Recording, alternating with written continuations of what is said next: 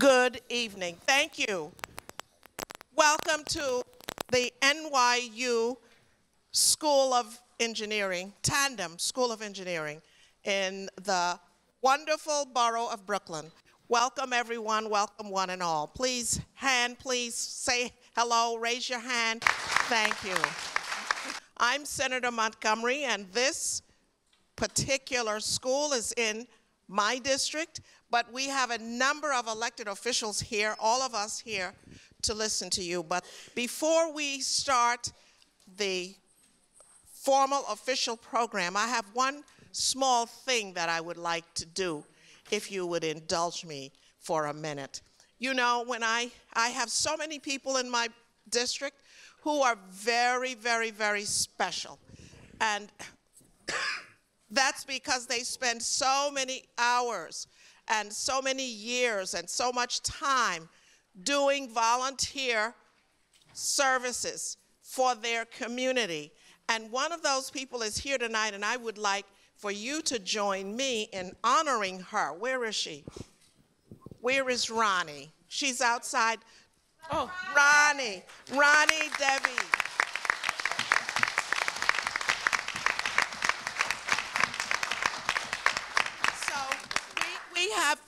We have these things, I call them building blocks, community bricks. She's a brick. So this is a special brick for Ronnie, and thank you, Ronnie, for all that you do for all of us in Brooklyn and in the whole city. Thank you. And while I'm here, I'll just thank people up front so we don't have to break again. Ronnie, come get your brick. So I want to thank Susan Long. Where is Susan, my chief of staff? Where are you, Susan? This is Susan. And Shakti, where is Shakti? Where is Shakti? There's Shakti, our wonderful assistant. Deborah Moore, where is Deborah? Oscar Jonas, Oscar. Thank you. Oscar got us this wonderful space. Jason Salmon. Where's Jason Salmon? He's right outside checking people in still. And two wonderful young people, both of whom are students of the New York City College of New York City. Kingsborough College, I'm sorry. But they are now interns in my office. So that's Tanisha Tallard. Where's Tanisha? Tanisha, thank you. And Catherine Valdez. Catherine, thank you. And I have one of my staff people came down all the way from Albany. Where is Raquel? Raquel is outside. Raquel is our legislative counsel. Let me also thank very much our Senate Media Services people, Adam, Jamie, and they want me to mention Eric, the director, but we really thank them. They're here. So, Eric is in Albany. We thank you, Eric, just the same. And those are my staff, and I will ask that Senator John Liu thanks his staff, but while we're at it, we can just say thank you to Lisa. We know Lisa. Where are you, Lisa? Are you here? So, for the two of us, it's Lisa and Susan. And let me say that we owe a special thank you to NYU, and this school now has a dean who runs this part of the NYU institution, who is a woman. So this is the year of the woman, and we thank them very much. Dr. Jelena Kovancevic.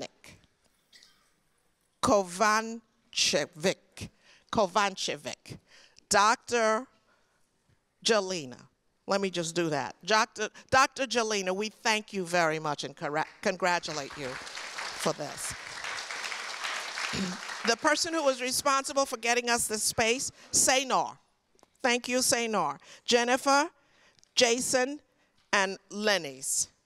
Thank you all. And let us begin this very, very important discussion. As you know, this has been going on. There's talk in the legislature.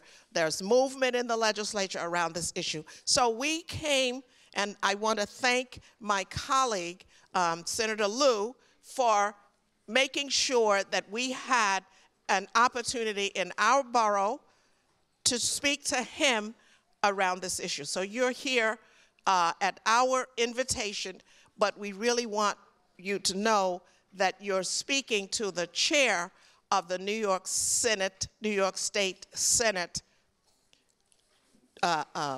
Committee on New York City Education, John Liu. So we're also joined by Senator Myrie, Zellnor Myrie.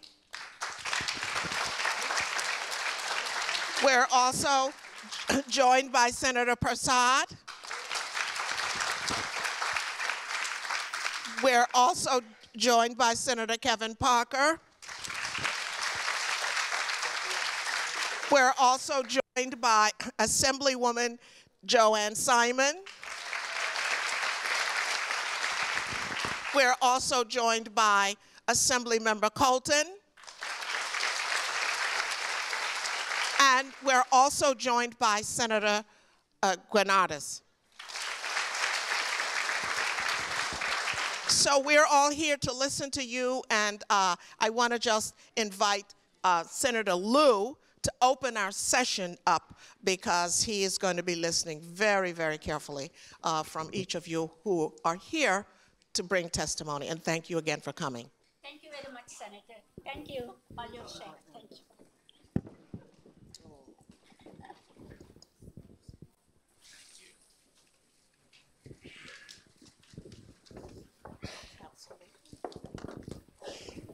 Thank you, Senator Montgomery. Let's give this wonderful senator a round of applause.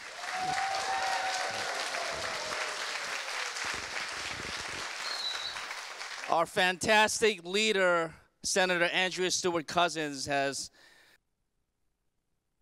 given me the responsibility of chairing the Senate's Standing Committee on New York City Education. But no matter what the titles are, I got to tell you, Senator Montgomery has been fighting the fight for quality education for every student in New York City for a very long time. And while I may have the chair's title, I will tell you from the outset that I take great direction and also insight and experience from Senator Montgomery. Thank you, Velmanette, for hosting us tonight.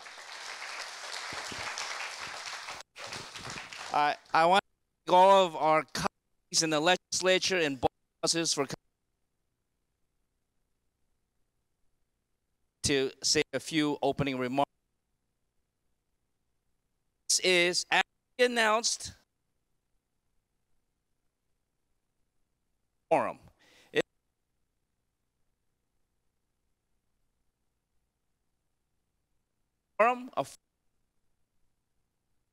Anybody who wishes to speak on this issue, and that's exactly what we're doing today. And the reason we had to do this is because last year when the city of New York and the Department of Education put forth a proposal, they did so without talking to very many people. In fact, they did so by segment population of our city. And that cannot the basis or starting point for any kind of change in public policy, especially one so are talking about. So before we can consider any kind of public policy going forward, we need to hear voices. We need to especially hear voices who were excluded from any kind of hearing last year. I imagine all of you are here. Now, the process by which we held these forums, we have, you know, today, no day is ideal. So I know people are wondering, well, why are we doing this on a Friday night? The the reality is of it, Monday through Wednesday. So the only other days are Thursdays and other kinds of forums and hearings as well, including on the rent laws of the state of New York, which is going to affect millions of people, among other issues. Never the perfect day. It's available.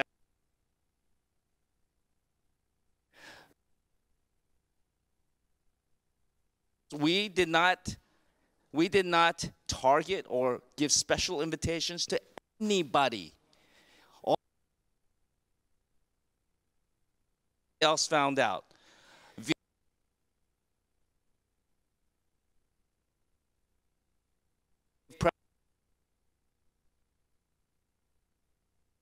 Anybody who's contacted us, the flyer that has wonderful pictures of Velmanette Montgomery and Roxanne Persaud and myself. Next time we'll get everybody's mugs in there, okay? But I didn't mean this. And such, I would ask you. Switch these out. This one keeps. Thank you. I would ask you to respect everybody's ability and opportunity to say their piece, to give their opinion and suggestions. And let's keep the applauses and the boos down to minimal, such as 0. So please, no applauses, no booing. You have signs, you know, the signs don't make any noise, but remember, they block the people behind you. So unless you're in the back row, be respectful of the people behind you as well. And with that, we're going to have each speaker being no more than 3 minutes. If you have written testimony, please present it to us so that we can include it in the record. This is being live broadcast on the Senate website. If anybody wants to see it, it's nysenate.gov, nysenate.gov. It's as simple as that. It'll be live streamed on the website and also recorded in the archives. So your comments will be recorded in prosperity. With that, I'm going to ask if any of my colleagues would like to say anything. But before I do that, I just want to make a final, I want to echo what Senator Montgomery has already said, to thank our incredible staff for putting this together. It's a lot of work to organize this kind of forum. Senator, I want to thank my entire staff, but especially my Chief of Staff, Lisa Dell'Aquila. Lisa, raise your hand.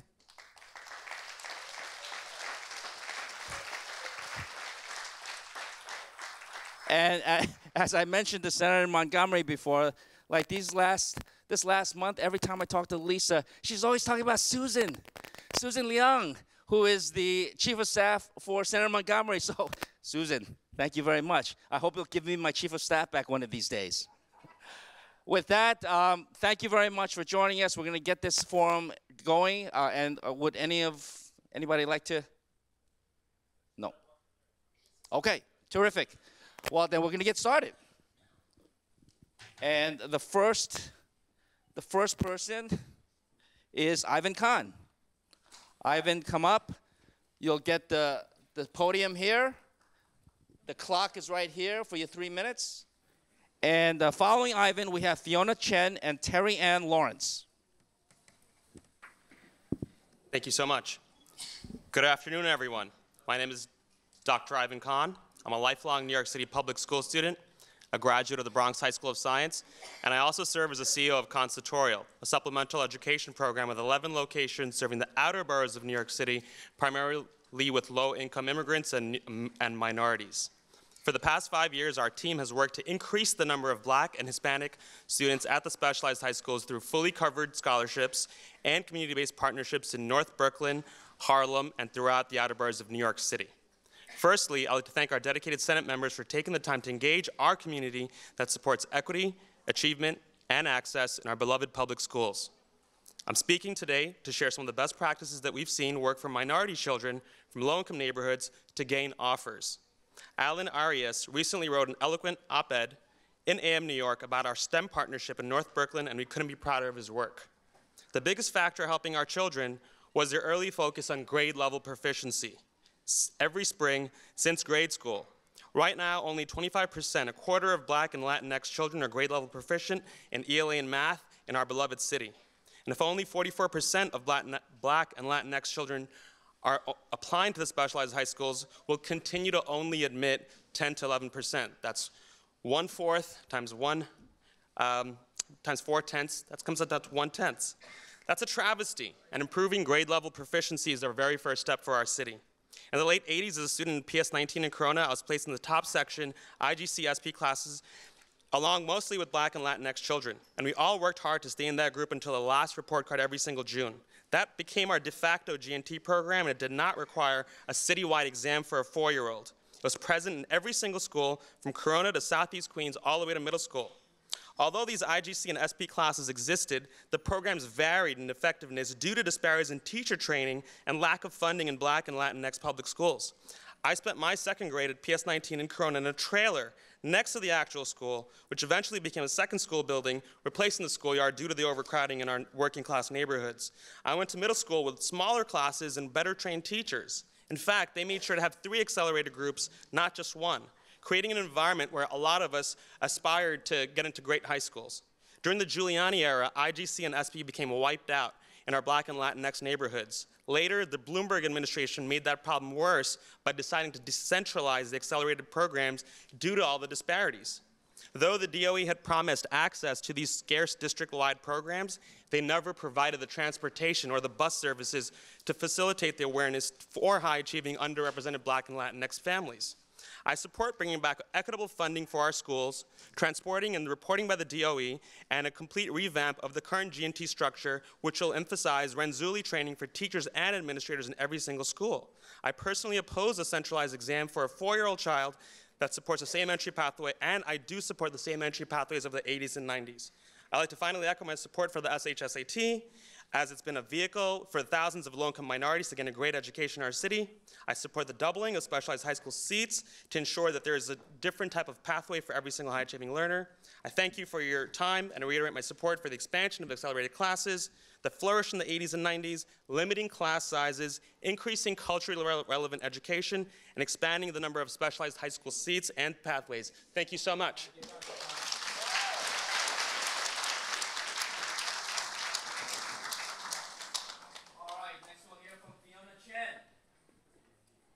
To be followed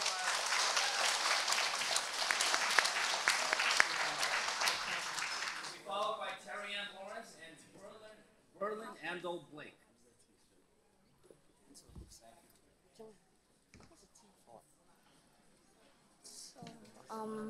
Hello everyone, my name is Fiona Chen, and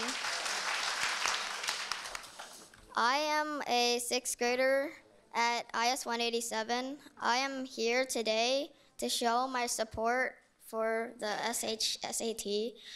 So my brother set a very good example for me. He came back to the US at 4 years old and didn't know how to speak English, so he took the GNT test in Chinese and scored high enough to win a seat in our Title I elementary school's tag class. My brother, a formal ESL student, is now going to Stuyvesant High School in the fall. So we are super proud of him. My family showed me that by studying and working hard, anything is possible. So my parents are immigrants, and they also work very hard to provide for our family. I have learned that you don't get anything for free, and you need to earn your way. I know some people think that testing is unfair, but I don't think so. So testing is a very objective measurement that shows how well you know something. It's Teachers Appreciation Week, and I want to take this opportunity to thank all my teachers for their dedication and hard work. My brother and I wouldn't be where we are today without their support and guidance. They always have high expectations for us and push us to do our very best. Some of our elementary school teachers are retiring at the end of this school year. I am very happy for them, but sad for the school because it's losing these incredible teachers who set good examples for younger generations. I never had a teacher tell me or my classmates that if we don't do well on a test, she would scrap the test. SAT is not the problem. By eliminating the test, we are not correcting the real issues. I urge the mayor, chancellor, and legislators to keep the test, set high standards for all schools in New York City so every school is a strong and GNT school. Thank you.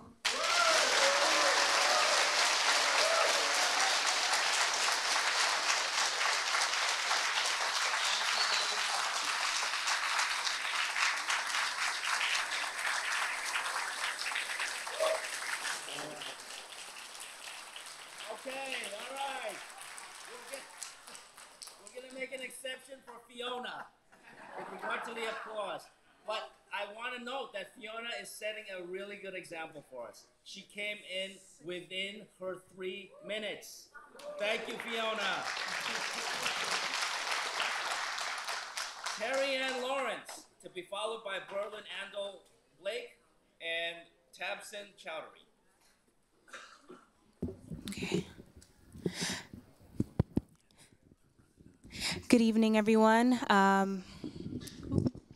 My name is Terry Ann Lawrence, and I am currently a Sophie Davis student at City College. I'm graduating this year from the undergraduate portion, and I will be starting medical school in September.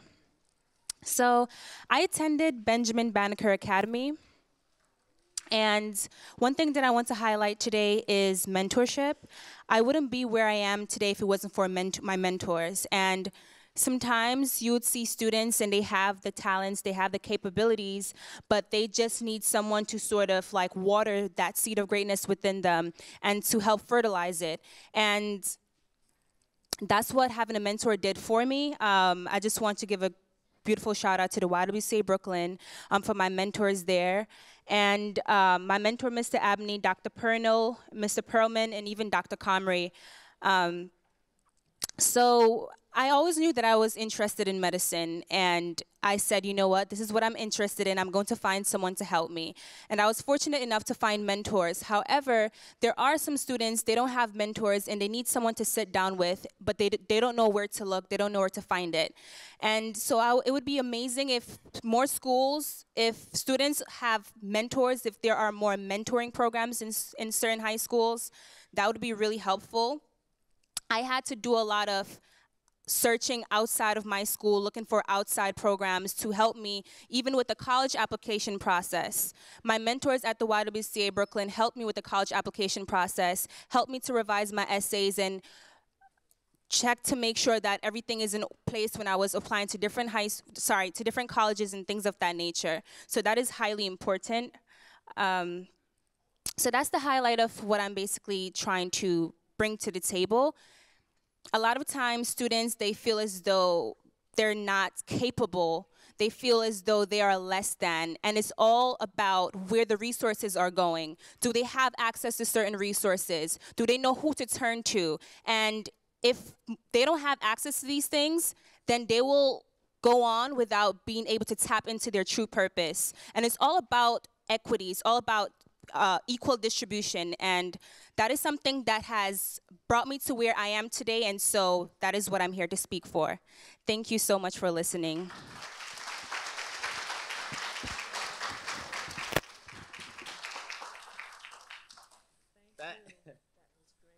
Thank you very much. Thank you very much, Terry Ann Lawrence. Next we have Berlin Andel Blake. Come on up. To be followed by Tabson Chowdhury and Charles Vavruska.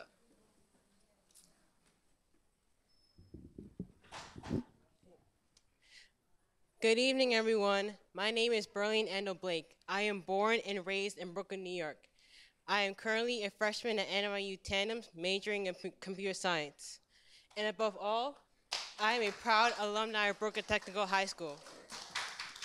My time at Brooklyn Technical High School was very fruitful and the best time of my life. As a member of Brooklyn Tech's NYU chapter, I was given the opportunity to travel to different states, attend conferences, compete in national and regional competitions, and network with STEM professionals.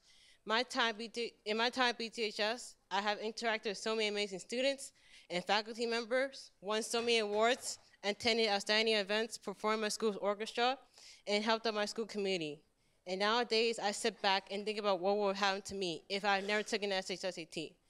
Maybe I would have been part of the other large group of low-income minority students who had their dreams cut short due to financial difficulties and social disparities.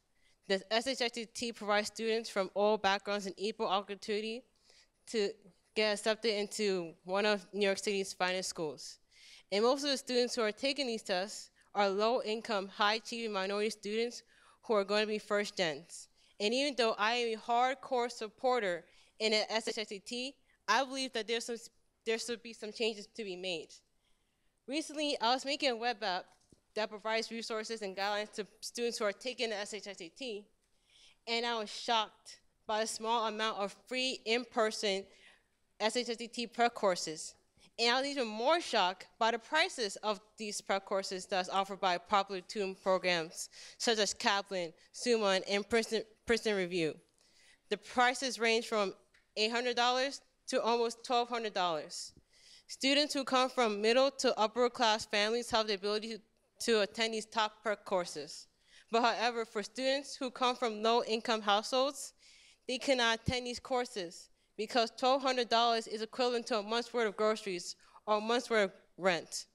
I believe that it is unfair for students from low-income backgrounds to suffer because of their family's income. And this is why I believe that there should be a free citywide SHSAT prep course for students who come from low-income backgrounds, so that each and every single student can have a fair chance at a brightest future. We need to invest in our students, in our children's future, because they are the future. Thank you.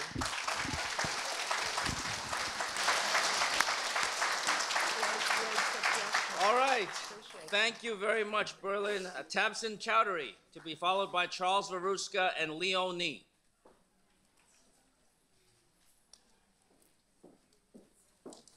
And by the way, the order of speakers was in the order of arrival.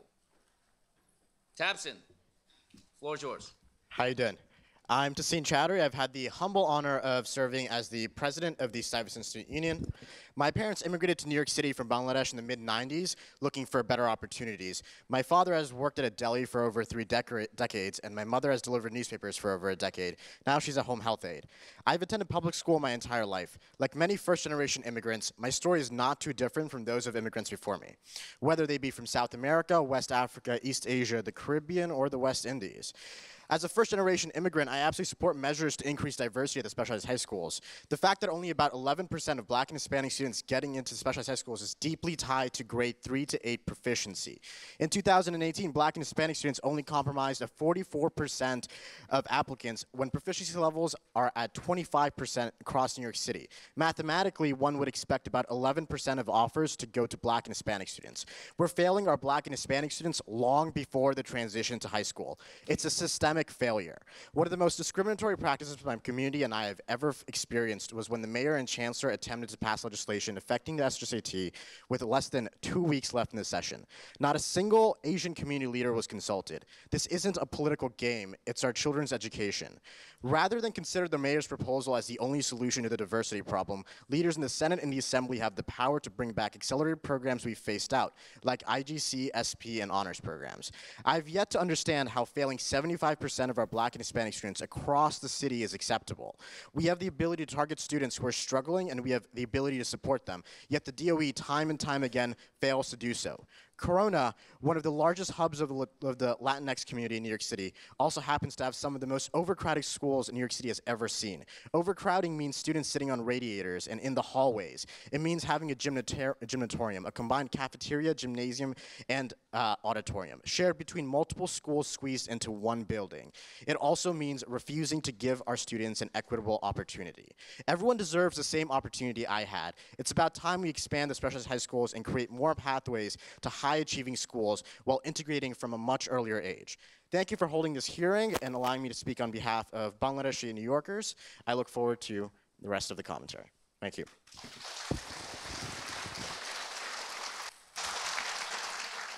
Thank you. Thank you, Tahseen Chowdhury. Thank you. All right, Charles Veruska, to be followed by Leonie and Eric Zhang.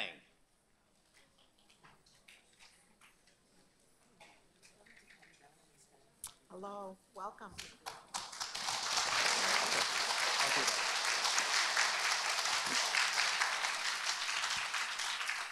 I want to thank the committee for giving me this opportunity to speak. I love this city, and I'm proud that this city has these great specialized high schools, which have provided opportunity for generations of New York City's children to attend the best schools. And that doesn't happen everywhere. But I'm sad. I'm sad that since Chancellor Carranza has been here, I haven't seen him do anything to try to improve education. What I have seen him do is to increase racial division. That's terrible.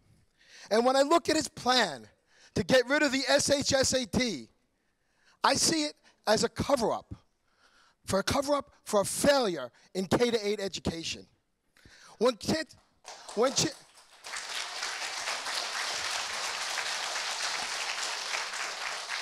Every time I hear Chancellor Carranza say equity, I think that's code words for bringing all children down.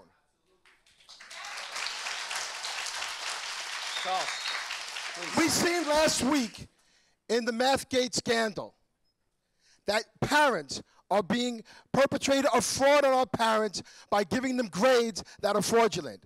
What we're seeing is some schools where only 2% of the children are meeting state standard, yet 93% of them are passing their math test. That's fraud. And if we're going to tell parents they don't know that their children aren't learning basic math, that's fraud, and we've got to change that. And I implore this panel to investigate this Mathgate and get rid of this grade fraud and make sure every parent knows what their children are doing so they can hold their teachers accountable, they can hold the principals accountable, and they can hold Chancellor Carranza and Mayor de Blasio accountable.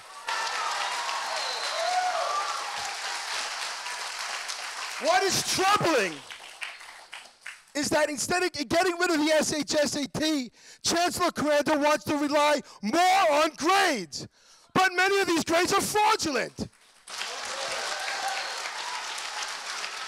How can we say we want to take people's grades when the grades are fraudulent? We need to change this. We need to keep the SHSAT because the SHSAT is the canary in the coal mine for this fraud. What we can do is I urge you to pass the gifted and talented bills in both the Assembly and the Senate, which will bring back SP programs, honors programs, and IGC classes in all of our schools. Thank you.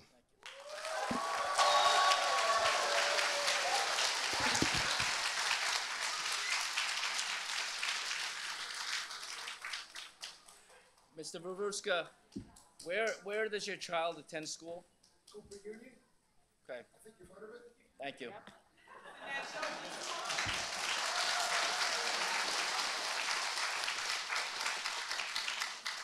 Leo Lee, to be followed by Eric Zhang and Zoe Nee? Okay. Leo Nee.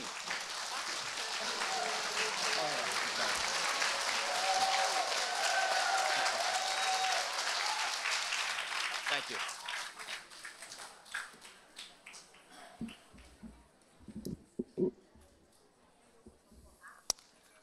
Hello everyone, my name is Leonie, and before I start, those are all of the signatures we got in support of the SHSAT from my community and borough of Brooklyn.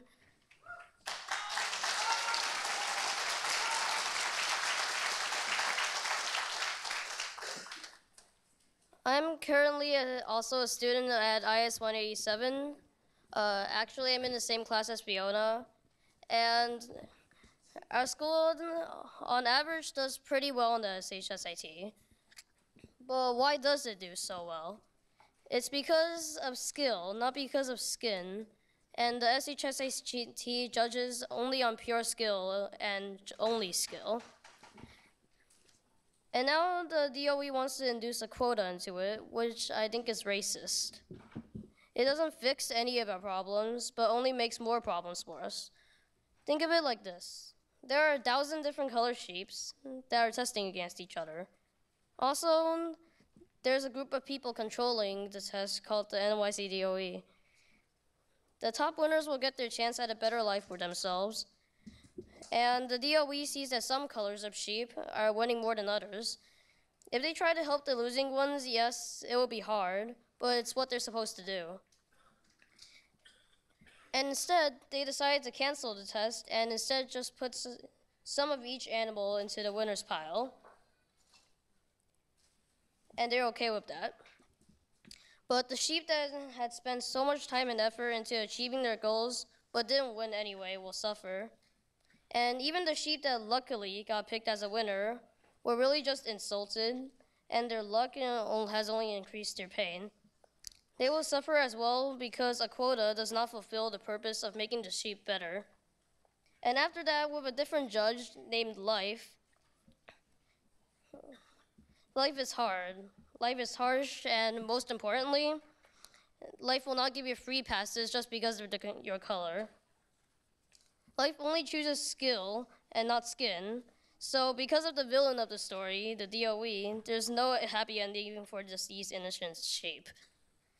But this kind of thing is happening in real life.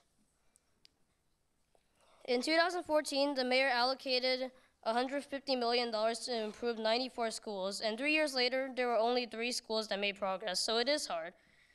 But the DOE has to find a better way to do it. So what should the DOE do? They should find the true source of the problem and deal with it the hard way. They have to create more G&T programs and fix K-8 schools. And this is what the DOE has to do for the kids that are not getting the high scores on the SHSAT instead of canceling it. And remember that only tests give us qualified results, and quotas are racist. So if we want to help all NYC students, we need to fix K-8, we need to create more G&T programs, and we need to keep the test. Thank you.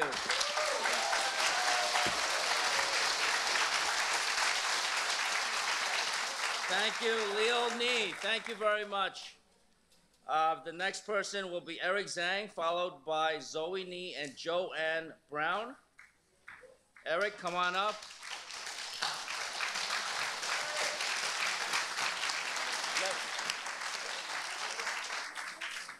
Yeah, you can. Why don't you use it first and then give it to us afterwards? Let me also note that we've been joined by New York State Assemblymember Walter Mosley. Thank you, Assemblymember Mosley, for joining us. My name is Eric Zhang, and I am a 5th grader in school PS 204. I don't get why the SHSAT is being canceled. Tests were created to analyze what we have learned. Am I wrong? So the SHSAT tells high school administration how much you understand both English language arts and math concepts. People say it might be unfair that specialized high schools are full of students from Asian descendants, but even though there may be a lot of Asians, each and every one of them work very hard to get into those schools. If you want to make the SHSAT irrelevant, then you might as well make all tests unimportant. Let's say you are trying to get a driver's license, but you can drive bumper cars really well. Does that mean you could just drive because of that? There would be a lot more accidents because they don't know what signs mean, and drivers will lose controls of the vehicle. All people were created equally, and racism was a problem, but blacks fought for their freedom. Asians are fighting for their education. From 1976 to 1994, Brooklyn Tech students were majority African American or Latino. That shows that as long as you work hard, you could get into good high schools anyways. Everyone has the ability to get into specialized high school. This source is reliable and fair for everyone. If you want more diversity, then why don't you just make more specialized high school for all the top students and not be racist about it? If everyone who couldn't get into a specialized high school worked harder, anyone would easily get in. You could have made more specialized high schools, more GNT programs, fix elementary schools, fix middle schools. Getting rid of the SHSAT seemed like the easiest option. Instead of the options, in my opinion, are better for the community, such as creating more specialized high schools or enriching education in K through 8 grades. School was created to enrich everyone's education, but getting rid of the criterias and picking people out of a hat is very illogical. The test is only to give us the test is the only way to get us qualified results about how we do in school. Education is judged on skill, not skin, so I'm supporting to keep the test.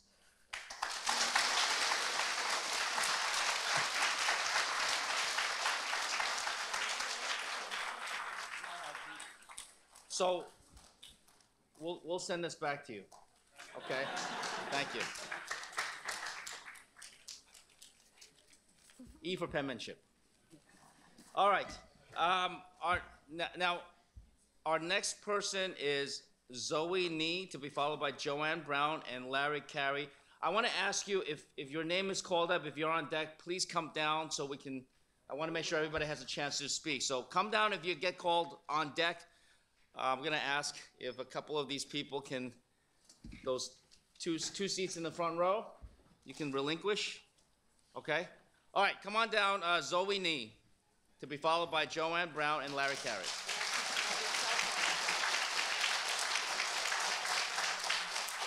And also, could you please put your cell phones on silent or vibrate? Thank you.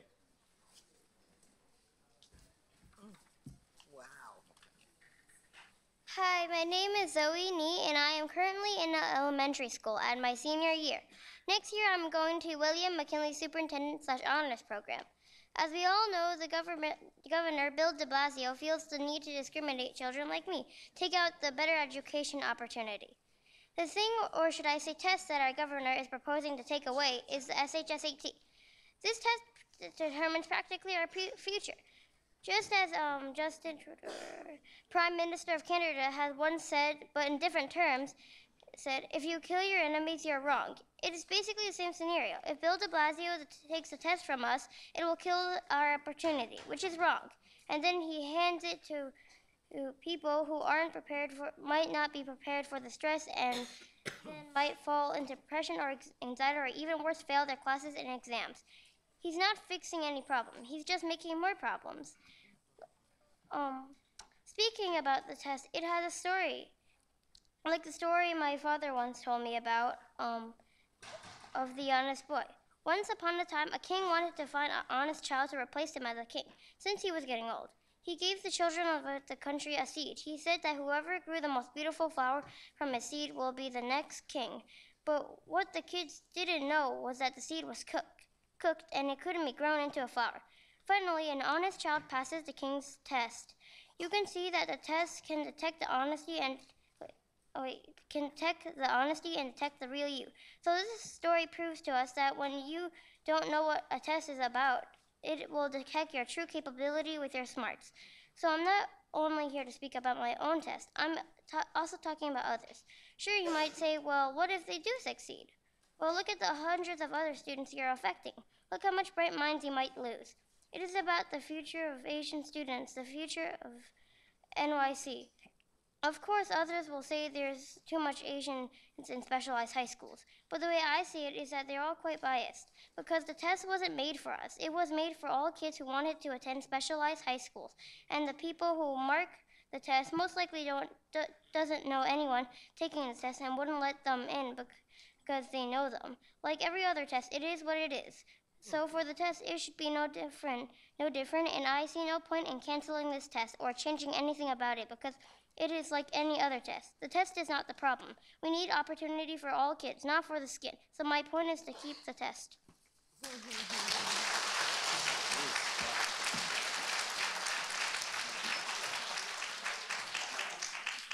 Okay, Joanne Brown, followed by Larry Carey and Vincent Liu.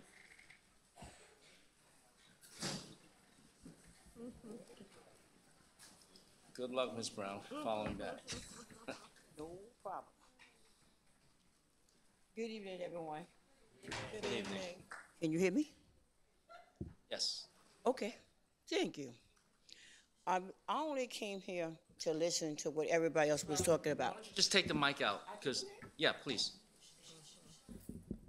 Just lift it out. That's good. I don't want to break it. That's what it was. Okay, thank you. I came here to listen, to hear what everybody was talking about. But I'm in a high school. I'm in Wingate High School. And there's a lot of diversity is there. And then by you saying that you want the SAT, but I would like very much for you, if it's possible, for you to bring the essay, well, like not the exam itself, like someone could come there to our school, I'm talking about to all the high schools, not just one, but to all the high schools, so that they could be able to learn and then how to be more straightforward on these exams. But when they go against these exams, they'll know what they're going for and how to do their math, or either the reading, or either whatever writing, or whatever that they have to do, so that they can keep up rather with these specialized high schools. I applaud the specialized high schools, but if you have to look at the elementary part too, I'm talking about across the board. Some of the elementary students and also the high schools, they do not have the opportunity to have our mentors and all these other people to come out and then teach them and then be as one. This is what we really need in our high schools, so that our teachers can be better, more teachers than they are now. And I applaud them and I thank them so very much for helping our students. But right now, they need all of the help they can get right now so they can compete against all these kids. It's not about no black and white and about no SAT. This is all I heard about black and white, or either somebody else is doing. No, it's not. It's just our kids. We don't have the money or the ability to keep up with y'all. And this is why our kids are failing. So most of our parents and most of our children are living in a shelter. Okay, see, these are the people that you don't see. I applaud everybody that's up here, but I like to stay right here because I can see what's going on in regular school. I don't went to elementary, I don't went to middle school, now I'm in high school, but I'm keeping up with everyone. But I would like very much, if you do keep it, the SAT, but please, can you put it in there for the kids to learn too as well? Because this is what they're lacking. Okay, they also need workshop. I'm talking about like wood making, our metal making, cooking classes. They need all of these things. Okay, for our kids to get out here in this world. This is a very cruel world. Our kids are going out here blindfolded, but they need the help and the guidance from all of us, okay? Not just anybody. I said all of us, and there's no black and white either, okay? Thank you. Thank you, Ms. Brown.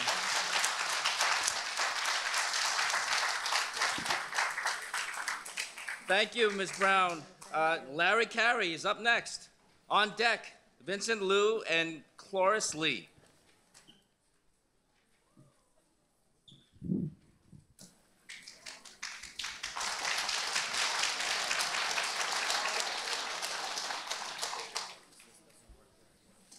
Hello, everybody.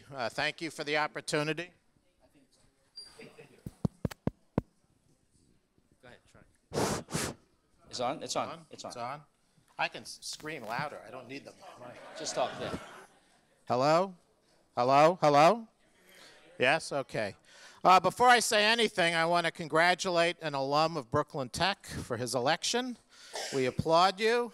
You are a member of our foundation. Automatically come to our meetings, please. Oh, gosh. And give them money.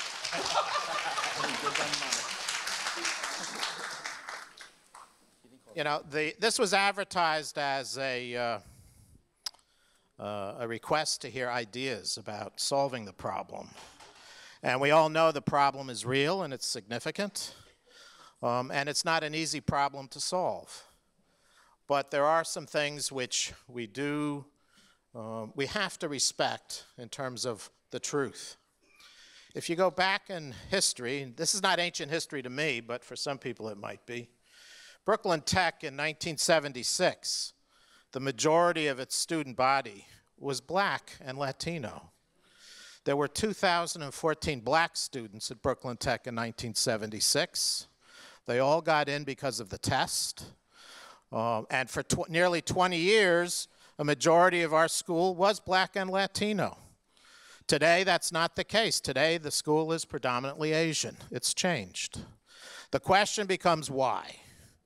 We do not believe that the fault of the demographic situation is the test, but rather the failure of the city to properly prepare people to do well on the test. And so I'd like to talk a little bit about the need for expanded gifted and talented. The reality is there was, back in the 70s and the 80s and the 90s, there was an extensive program of gifted and talented. There was an extensive program of enriched education in the middle schools, and that's all gone. Mayor Bloomberg wiped out gifted and talented for the most part because he mandated one uniform test, and you had to get a 90 on the exam, and if you didn't get a 90, then you weren't eligible. And then for the black and the Hispanic communities, quote unquote, they didn't have enough kids doing well enough on the test in order to form a gifted and talented program. And so they had none as a result. Now, today, in 10 districts in this city, where you have 90% of the population is black and Latino, you have one or none in terms of gifted and talented. You cannot say that we are giving every kid in this city the opportunity to do well on the test when we don't provide them with the requisite educational experiences to do that. We call for a massive expansion of gifted and talented. I'll tell you the truth, if the kid doesn't do well enough on the test, give us the top kids doing well on that test in every school, and let's create a gifted and talented program, and let's do it each and every year for those kids' lives to prepare them. And it will work. You know, people, I spent the whole morning listening to other speakers at the Senate where I talked, and people talked about the peer effect. Well, let's give these kids the peer effect. Let's give them a program that really works. But thank you very much. Thank you. Okay. Vincent Liu. Vincent Liu, to be followed by Cloris Lee and Cole Yi Chen. Cloris Lee and Cole Yi Chen. Go ahead, Vincent. Good evening. As a father of two and someone also graduated from the New York City public education system, I'm very disappointed to see how our city nowadays handles our public education. Instead of helping our students, our city chose to waste resource on pitting one minority group against another and scapegoating an objective exam for their failure in handling public education. Our students from poor community are falling behind academically. Based on a test result from 2018, from those communities, nearly 75% of students are not proficient at their grade level in both English and math. The SHSAT exam is aimed at assessing students for above grade level academic performance. So here's my question to everyone. How do we expect those students to score high enough on SHSAT when they are not even proficient at their grade level? And how exactly the proposal of eliminating the SHSAT help those students to perform better? The answer is obviously no, it does not. All it does is covering up the real problem and deflect the attention needed to fix it. Although our mayor and DOE chancellor keep ignoring this, it's really a common sense that the result of the SHSAT exam is just a diagnosis which we affirm that we have problem in our K-8 education. The solution should be focused on fixing our K-8, not eliminating a test. With city's proposal, we are penalizing the high-achieving students and blocking their equal access to the education they deserve. And we all know that it's just a political chit shot that does the opposite of helping our students. Instead of, rather than eliminating it, we should provide more resources to help those that don't do well on the exam. So here I urge to keep the SHSAT in its current form, as it's the most objective way we can ensure equal access to our education system for all our students. Again, we need to fix the real problem, provide the real help, and most importantly, please do not politicalize our education system. Thank you.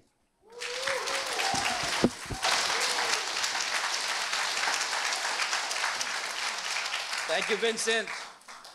Cloris Lee, to be followed by Cole Yi Chen and Jonathan Roberts. Thank you. Good evening. My name is Cloris Lee, and I'm currently a 6th grader attending IS 187, the Kristen McCullough School. I'm here to support the SHSAT, and I fully believe that the test should be kept. Governor Cuomo, Mayor de Blasio, and Chancellor Carranza are taking away the SHSAT. Taking away the SHSAT is taking away many chances of many, many students.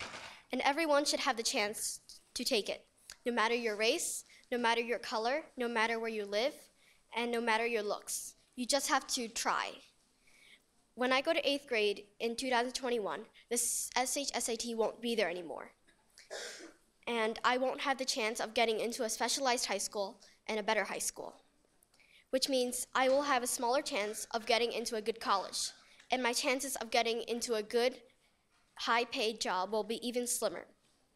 If I work hard, shouldn't I have a higher advantage than those who don't even try? Instead, they are the ones having a higher advantage, because while I'm taking practice exams, studying, doing my work, and trying my best, other students are probably just watching TV, playing video games, and not even trying. It's just not right for me to work hard and do my best while others are being lazy and they get into specialized high schools.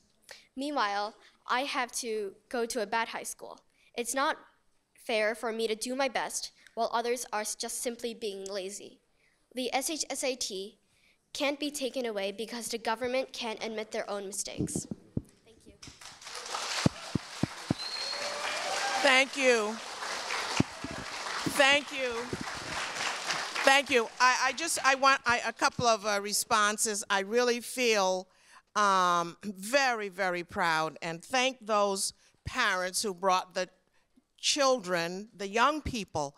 These are elementary and middle school young people, and they're being prepared for leadership right now. So I want to thank them. These are. And let me just say, it does not matter which high school they end up in. They're going to be leaders because they're being trained for leadership from home and right now. So they're not going to wait to high school. I do want to say to the parents of those children, be very careful how you prepare them for this argument. We should not assume that because a group of young people that we're fighting about, we would like to see more of in those schools, it's not that they didn't get in the school because they're lazy. So that is a very, now I'm talking to the parents. I'm talking to the parents. It is your responsibility, it is an obligation that you make sure that those children do not internalize those racist attitudes about any group. So I want to just put that out there. And I think Senator Persaud would like to address this issue as well. I am just going to follow up. Senator Montgomery said some of the things I wanted to say. This is a listening tour, per se. We are asking you to bring us ideas, bring us an understanding of what you're going through. We are not asking anyone to pit one group against another. This is not what this is about. This by no means is anything against any one ethnic group. This is not what we're about. If anyone in here believes that we're pitting groups against each other, I suggest you think carefully about that. That is not the conversation we're having. That is not the kind of environment that we're trying to have. This has nothing to do, as I said, with any ethnic group. This has to do with an educational issue that we see there's a need for change. I don't think there's anyone who in good conscience would say the system is correct the way it is. The system does not need fixing. I don't think anyone, again, in good conscience can say it is okay the way the system is, that we should not look at it. That's what we're asking people to do today. We are not asking anyone to pit one group against another. By doing that, you're not doing anyone a favor. You're not helping any group, whether it's an Asian group, it's an African American group, or a Latinx group. You're not helping anyone by having that kind of a conversation. Thank you. Stop it. You're out of order. You're not helping the process. Sir, you're not helping the process. You are not helping. You are not helping. Please, you're not helping. If you would like to speak, get on the list. All right, let's get back to the forum because we have a lot of people to hear from. All right. Let's continue with this forum. I do want to say that I agree with everything Senator Montgomery and Senator Persaud said, but I also want to point out that Cloris Lee, the student who we just heard from, never mentioned anything about race. She did. She did. Okay? Now, I've been around for a long time, all right? Almost as long as Senator Montgomery. She has a couple years on me. I think I've been around longer than Senator Persaud. She readily says yes, okay? And sometimes big people, adults, we already made certain assumptions because we have been through a lot of discussions, we've read a lot of things, and you know, I think it's important, even though I don't think Senator Montgomery or Senator Persaud said it explicitly. I'm going to say it explicitly. Sometimes when people call other people lazy, that is often viewed by the African American community as code word for African Americans, for being the reason that they somehow were not able to do well on a test. So let's just put it out there, and that is why there's a caution to parents that, you know, parents, when you have a child as young as Cloris, she probably is going to be significantly influenced by what the parents are saying. Nonetheless, Cloris did not say anything about race. And I can also tell you that, you know, I know a little bit about the Asian community. I'm Asian. I've been Asian my whole life. Really? And, you know, when I was growing up, and now I see, you know, not only my son, but my nephews and nieces, when we say lazy people, we're not talking about anybody from any other race. We're talking about, a lot of times, about siblings and about cousins and about other people that you're going to school with. And so when we say, when people in the Asian American community say lazy, there's not necessarily a direct correlation to race. There's simply,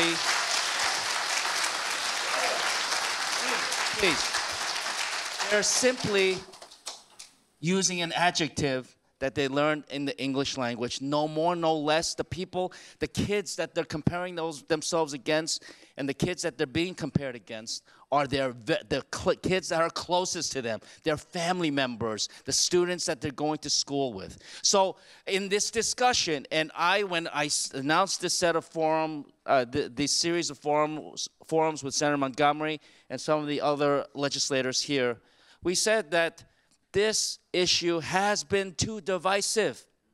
And it has, as some of the speakers said today, pit communities against each other, unnecessarily so. I am of the strong belief that out of this controversy, this very emotional issue, we can actually bring communities together. We're going to bring communities together, number one, by listening to each other and understanding what each other are saying.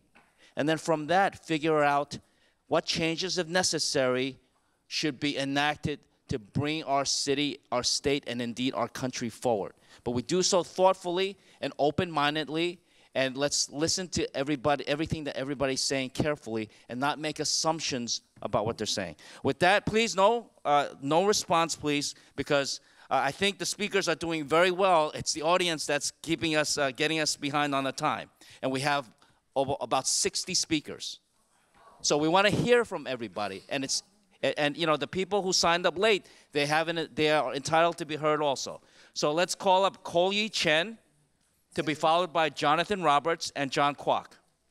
That's exactly what they're doing.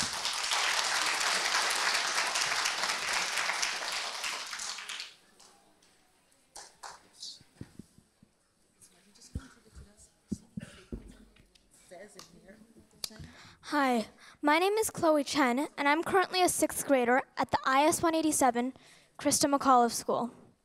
I'm also a second-generation Asian American. My parents and grandparents all immigrated to America. My grandparents worked in sweatshops so that I could have a better future here. They work hard so I can live the American dream, the dream that if you work hard, you'll advance in society. The SHSAT is part of that dream. Anybody can take the test, and it doesn't matter how you look, where you live, or how you would sound in an interview. You just have to work hard. If you can't get into a good high school, it lessens your chances of getting into a good college, which also decreases the chances of getting a good job, therefore affecting the future forever.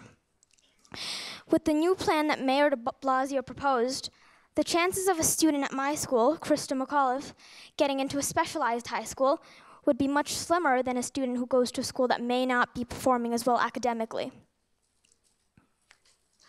Currently, my school sends many of its students to specialized high schools per year. With this new plan in place, we would lose around 186 offers, leaving around 19 spots in total for our school. Students from our other schools who may not work as hard would get a higher chance of getting into a specialized high school, even though our grades are just as good or even better. We should have an equal amount of chance and opportunity as everybody else from another school to go to a specialized high school. Getting rid of the SHSAT would come as an expense to students who work extremely hard to get into these top schools. Thank you.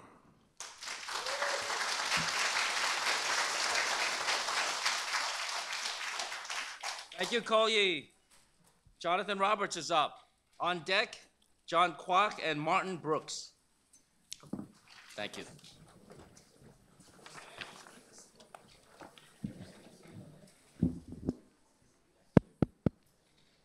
Hi. Hear me? Good? Okay, good. You know, in light of the small number of Black and Latino students who are both willing and able to qualify for the specialized high schools, I urge the New York State Legislature to take all steps within its power to implement the following 3 programs. Number 1, hire enough additional teachers in underperforming elementary and middle schools in order to reduce class sizes by 25%. Number 2, recruit 1,000 new math and science teachers for low-achieving elementary and middle schools. Offer enough compensation to attract and retain highly qualified and talented teachers. And number 3 is to restore rigorous math and science advancement enrichment programs in underserved communities for all students who want that challenge. Now, recently, an independent analysis by the Department of Education fully validated the SHSAT as an admissions method. But using grades is a horrible idea. A 90, only got 3 minutes. A 90 in a Sunset Park middle school means something completely different from a 90 in one in Bedford-Stuyvesant. Grades are influenced by student likability, teacher leniency, different course rigor, and currying favors. Are you the teacher's pet? I was not. The test is the least biased. All tests have some bias, but the test is the least biased and least corruptible method that we know of right now. We must keep admissions to be about what you know, not who you know. The SHSAT is simply exposing our large racial achievement gap. But changing specialized high school admissions affects less than 2% of all students and does nothing to educate or empower our Black and Latino youth. Tests today are under attack because they reveal very unpleasant truths. They're partial truths, but they're truths nonetheless.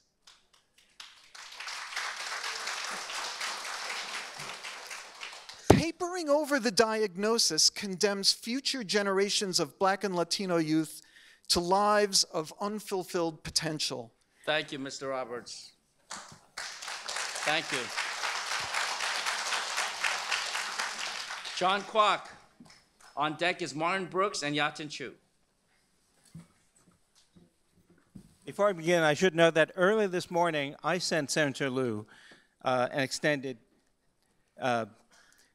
document of my testimony. So I will try to keep my remarks brief, but I will ask Senator Lieu to pass on to those here tonight, sitting with him, copies of that testimony. I am a Stuyvesant alumnus. I am by training a former evolutionary biologist with a background in invertebrate paleobiology and evolutionary ecology. I'm a longtime member of the National Center for Science Education, which is the foremost public organization devoted to fostering the teaching of evolution and climate science here in the United States. I'm also a longtime volunteer with the World Science Festival. However, tonight I am only speaking for myself, not for both of these organizations, though I will note that as a World Science Festival Science Ambassador, at some of its events, its City of Science events, I have seen hundreds, if not thousands, of Black and Latino kids and their parents interested and excited about STEM. Clearly, this is a serious issue that needs to be addressed, and I don't think it's being addressed seriously from what I've heard from, quote, diversity and desegregation advocates. The SAT is a symptom. It is not the cause for the low number of students you are now seeing in these communities who are attending my alma mater, Stuyvesant, and the other New York City specialized high schools. These numbers will not be addressed until New York City government officials deal with the root causes, which are the absence of gifted and talented programs and the absence of a strong commitment for STEM education, starting in first grade, if not earlier, for all students, especially for the Black and Latino student populations largely absent from the New York City specialized public high schools. I will note that having been interested in looking at science denialism around the world, it is fair to say that those who are advocating diversity and desegregation are no different than those who believe vaccines should not be administered because they falsely believe that vaccines cause autism. It's not only me, but others recognize that many science denialist movements use the same thinking and tactics that you see from the extreme progressives and radical leftists. It is appropriate, unfortunately, that today's hearing is held in Brooklyn because we have two Brooklyn institutions that have aided and abetted these organizations. The Brooklyn Book Festival had 2 panels 4 years ago condemning school choice and what was called segregation, class, and race in the New York City public schools. Thank you, Mr. Clark. Thank you. All right, thank you. Let me just quickly finish, if I may, Mr. Liu. No, we have a lot of people to hear from. Mr. Brooks, Martin Brooks, to be followed by Yatin Chu and Keith Allah.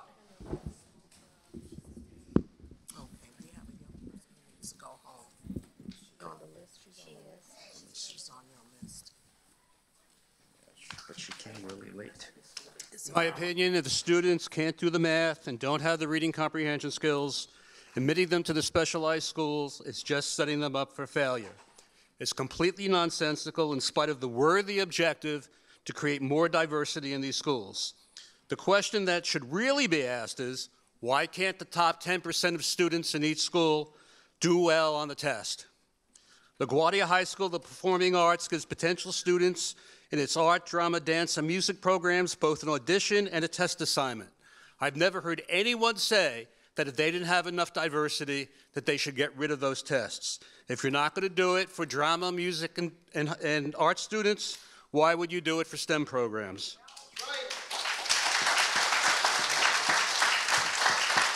We're trying to fix the problem in the wrong place. The place where the problem needs to be fixed is at the elementary, middle, and junior high school level. I recommend the following. These are certainly more complex, will take more time, and will need far more funding than simply eliminating the test. But I believe that there are far better solutions that will attempt to solve the real problems. 1, collect data on the percentage of students in each feeder school that take the test and get admission. In schools that don't reach the proper hurdle rate, hold the principals accountable.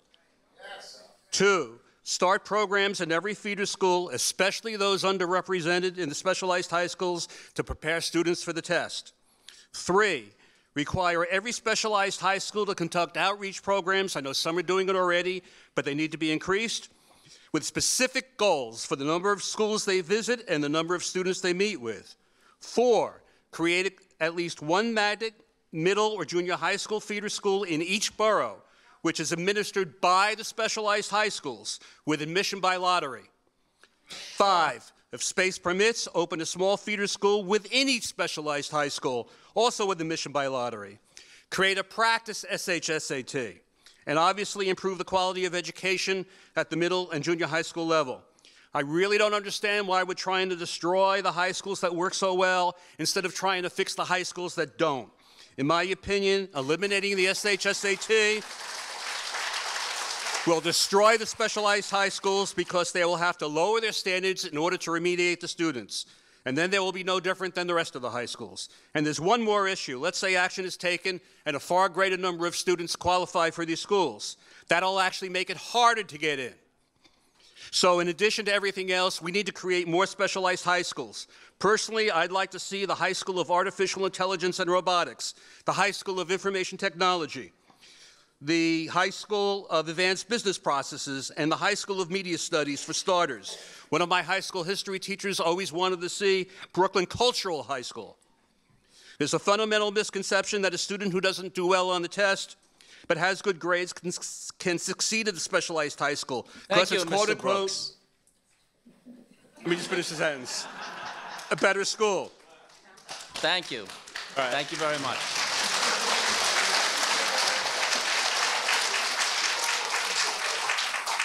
All right, Yatin Chu. On deck is Keith Allah and Veda Clay. Good evening, senators and assembly members. Thank you for spending your Friday evening with us.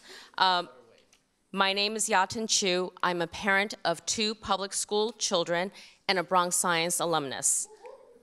Abolishing head calandra and allowing de Blasio to decide the specialized high school admissions is like having the fox guard the hen house. As comptroller in 2013, Senator Liu released an audit of the DOE's application process for screened high schools. The audit found that, quote, the DOE lacks adequate controls to ensure an accurate screening and ranking of the students who apply for admissions.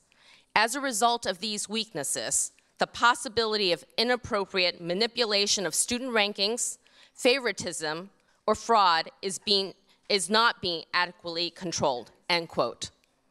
None of these problems have been fixed. The mayor's proposed ranking process cannot be trusted to be fair and equitable.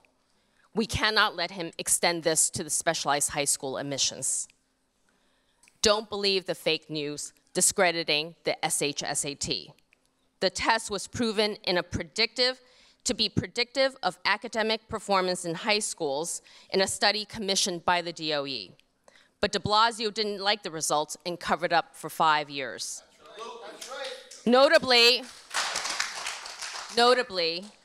the study went out of its way to say that the strength of the SHSAT's predictive ability is unlike any study that he has seen in social sciences.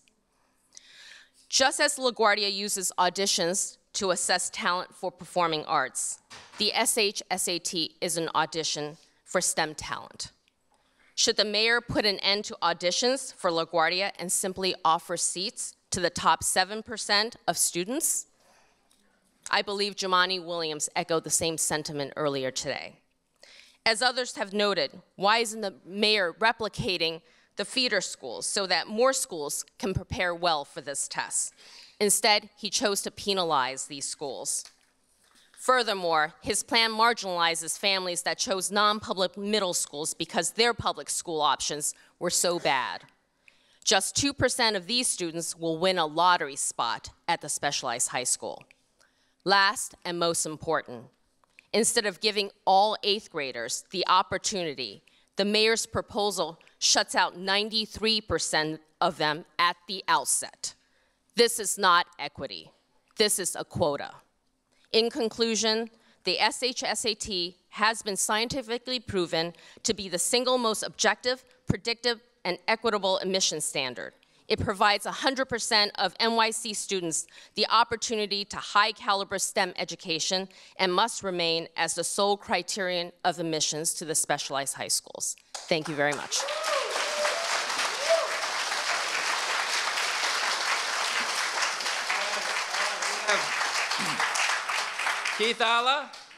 Keith Alla, followed by Veda Clay and Isabella Pavone.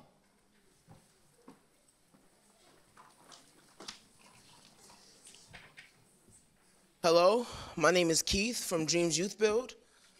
Dreams Youth Build is a program that helps students who have dropped out of high school and have fallen through the cracks get back on their feet with their HSE. Dreams also has several components besides getting the HSE. They have an on-site social worker, we do community service, and we have in-class tutoring. I believe this is very important, not just for programs trying to get the HSE, but for actual high school. Because if high school has these type of programs in place to begin with, you don't need programs like Dreams for kids to fall back on. Too many kids fall through the cracks and they slip through because they feel they are alone in high school. They feel that when they get to high school, they have nobody to talk to when they're going through mental health issues. They feel when they get to class that they don't know the work, they can't ask for help. They feel that when they feel unsafe in school. So now programs like Dream open up that create a community environment and really give kids a second chance at college and just to succeed in their life without giving up and becoming a statistic. I believe high school should adopt Dream's model and have an on-site social worker instead of a guidance counselor that just talks to you about your class schedule and where you're going to college. Have a guidance counselor talk to you about what's going on in your personal life, what's going on at home, because those things affect your school and affect your grades, and then when it gets to the test, you're too worried about other things. You're too worried about what's going on at home, how I'm gonna get home, what I'm gonna do when I get home, am I gonna make it school tomorrow? It's too many other things to focus on just the test. So now when the grades come and the grades fall, now it's looked on as you're not intelligent. So, and that's why I just wanted to say thank you.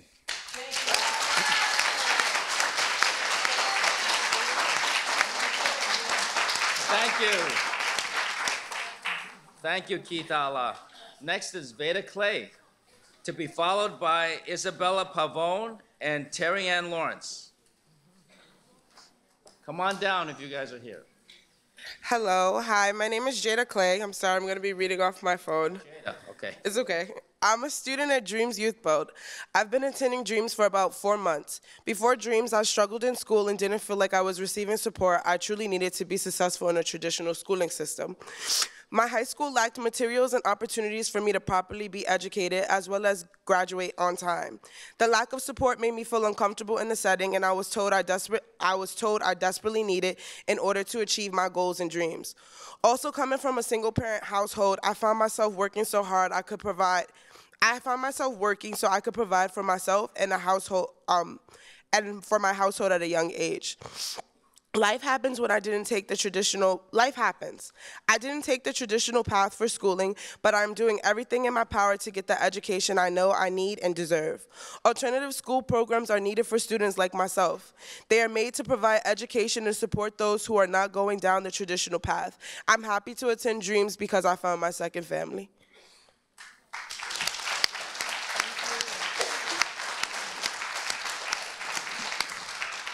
Thank you, Jada. Isabella Pavone, to be followed by Terry Ann Lawrence and Karen Barbanel.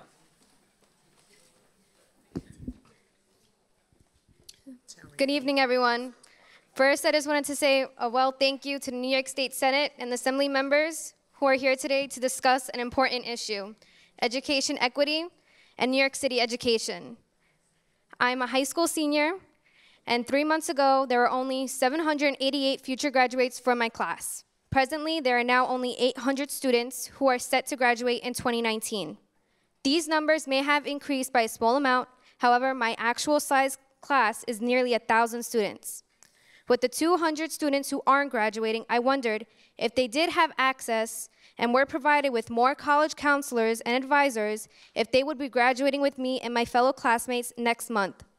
With a large class size and only one counselor advisor, for college, I was not granted the one-on-one sessions I needed through the college process.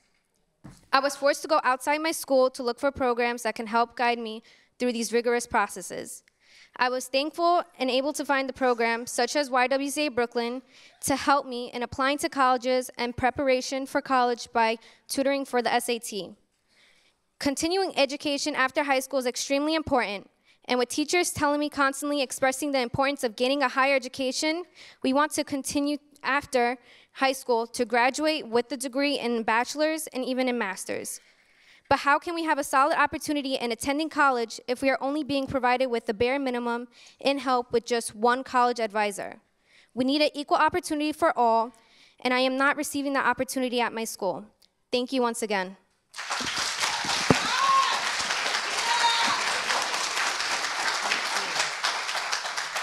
Thank you, Isabella. I said Terry Ann Lawrence was on deck, but Terry Ann already spoke earlier. So you only need to sign these lists once, by the way. Karen Barbanel, to be followed by Mary Alice Miller and George Lee. Karen Barbanel. Thank you.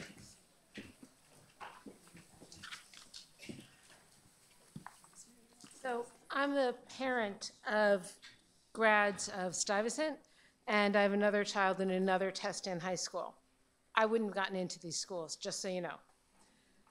I did volunteer in PS 306 in Bed-Stuy. It's a grammar school. I volunteered with Reading Partners. Without fail, a significant portion of the kids who I was helping weren't testing into needing extra help because they were slow. They were so bored by the curriculum that they were checking out and acting up.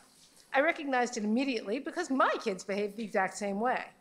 All were kids of color, some were Somali immigrants, some came from families that seemed enormous but were more like extended families, including teens who brought home their children.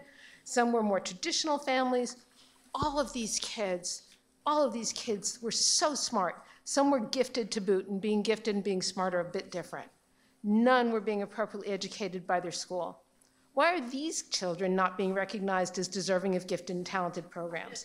Why are they being thrown away? Because their parents don't vote? Don't try to tell us that 8th graders can magically be popped into a high-stress, high-activity environment and not suffer from depression and imposter syndrome issues. Even kids who are well-prepared are suffering more and more due to societal changes. Taking kids who don't have adequate tools and social supports into specialized schools is literally like throwing non-swimmers off the deep end of the dock. They'll drown. Look at what happened at Harvey Mudd, an exceptional school. Do you guys know Harvey Mudd in California? Yes. Okay. They followed every protocol to give students positive starts in a high-achieving school community. They had enormous numbers of suicides. It was a disaster. It was horrible.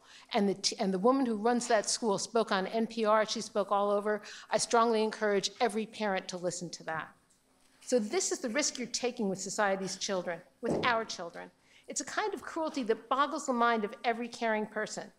And HMU spent years creating protocols to support success. The current city administration just wants to drop pubescent kids, already a tough time, into a new challenging environment with essentially no preparation for students or teachers. What could possibly go wrong? Seriously, how cavalier can you be with children's lives? Now let's take a look at the other vulnerable, historically low voter turnout community you're bashing. It's in style to bash Chinese populations. Look at our current federal administration. Do these families look wealthy to you? Do they look un-American to you? Or do they just not look like your people or your voters? And I'm speaking that to the mayor and others, not to these people here.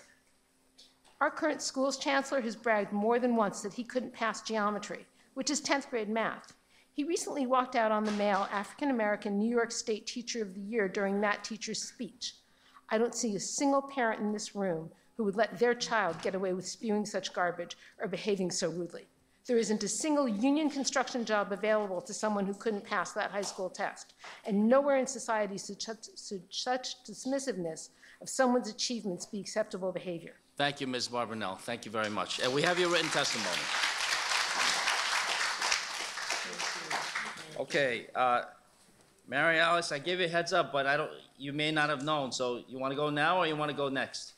I'll go next. Okay, we'll hear from George Lee, to be followed by Mary Alice Miller, and then Wei Wei Huang.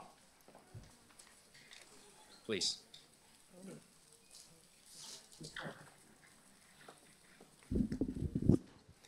My name is George Lee. I came from an assembly hearing this morning, and boy, did I hear a lot of nonsense about the SHSAT not being valid. I hear things like, no single test should determine high school admissions. I hear things like, the test has never been validated. I hear things like, this study, I don't know who, my study shows that grades are better than tests. I hear things that go like, James Heckman's study shows that grades, that the standardized tests don't work. I read that paper, by the way. It's a complete misquote. I heard people say things like, Doobie and Fry, this is a City Hall hearing. Doobie and Fry's paper shows that that the SHSAT doesn't work. I read that paper, that's a misquote too. But all these alleged research that the SHSAT is not valid, something is not right. Groucho Marx has a very good saying. He said, whom you gonna believe, me or your own eyes? Okay? There's these people, purported research saying the SHSAT doesn't work. Then there's my eyes. And what do I see with my eyes? 14 Nobel Prize winners. 14. That's more than most countries. I see Intel winners, Siemens winners, Westinghouse winners, Regeneron winners. I see people who bring home gold medals in math Olympiads, physics Olympiads. I see courses, Physics C, AP Physics C, multivariable calculus. These courses are only offered in the specialized high schools in New York City. I checked. Only Hunter College High School, which is not under the DOE, also does the same thing. So we have students there who can do that level of work. That's what I see with my eyes. So I'm not going to believe in those studies. I believe in my eyes, and I recommend that next time somebody piles on you this bull crap that the SHSAT doesn't work, hasn't been validated, research studies show this, research studies show that, believe in your own eyes, please. Thank you.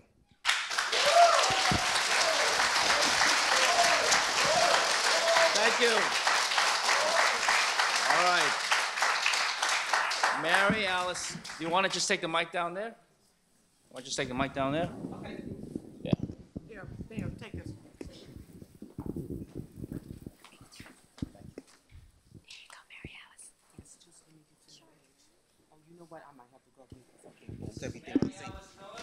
Thank you. Followed by Wei Huang and Donghui Zhang.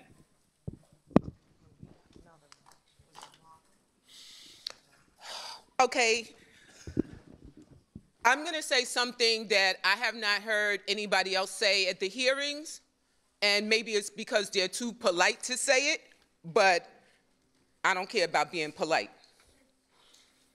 High-achieving African American and Hispanic youth scholars cannot compete with a culture that has no problem with cheating on standardized tests. After the last hearing, I Googled cheating on standardized tests in Asia and in the United States. Here is some of what I came up with, including cheating in Stuyvesant in 2012 and 2019, just last month in April. Cheating is so rampant in Asia that China had to pass a law that would give people 7 years in prison for cheating on standardized tests. There have been literal riots when test takers were not allowed to cheat during the test. And everything I'm saying now and I'm getting ready to say, I have documentation. Cram school tutors have provided actual test questions in advance to their students who go to their schools. There have been all manner of apparatus that have been used to cheat on standardized tests that would make James Bond and Maxwell Smart jealous. And I have pictures of some of that stuff in here with people who got arrested, who were sentenced to prison sentences, who had to forfeit their tests, all kinds of stuff.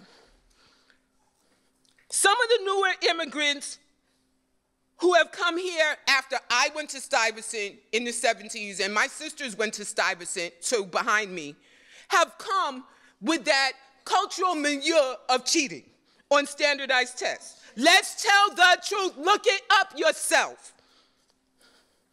There have been documented cheating in Stuyvesant, like I said, in 2012 and 2019. There's been documented cheating on the SAT, the ACT, and the Regents exams. Some have mastered the art of cheating on standardized tests, while others don't even consider it.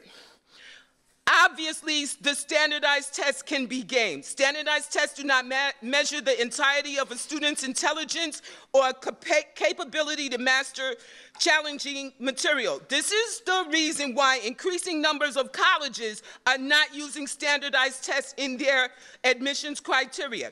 They have found students who gain standardized tests also cheat in college by having others take entire courses for them besides cheating on the test. This is a serious public policy issue. People who cheat on standardized tests and coursework cannot be trusted to be competent doctors, dentists, engineers, etc. Thank you, I Ms. have heard individuals say that they are wary of professionals who come from a culture that embraces cheating. Thank you, Mary Alice. Thank you. Our next speaker is Wei Huang, to be followed by Donghui Zhang and Tom Shepard.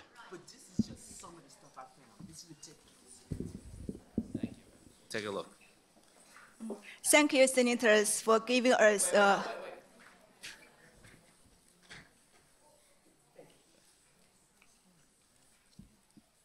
thank you, senators, for giving us a precious chance to speak up our concern. I say precious because everyone knows people like me was excluded from the beginning.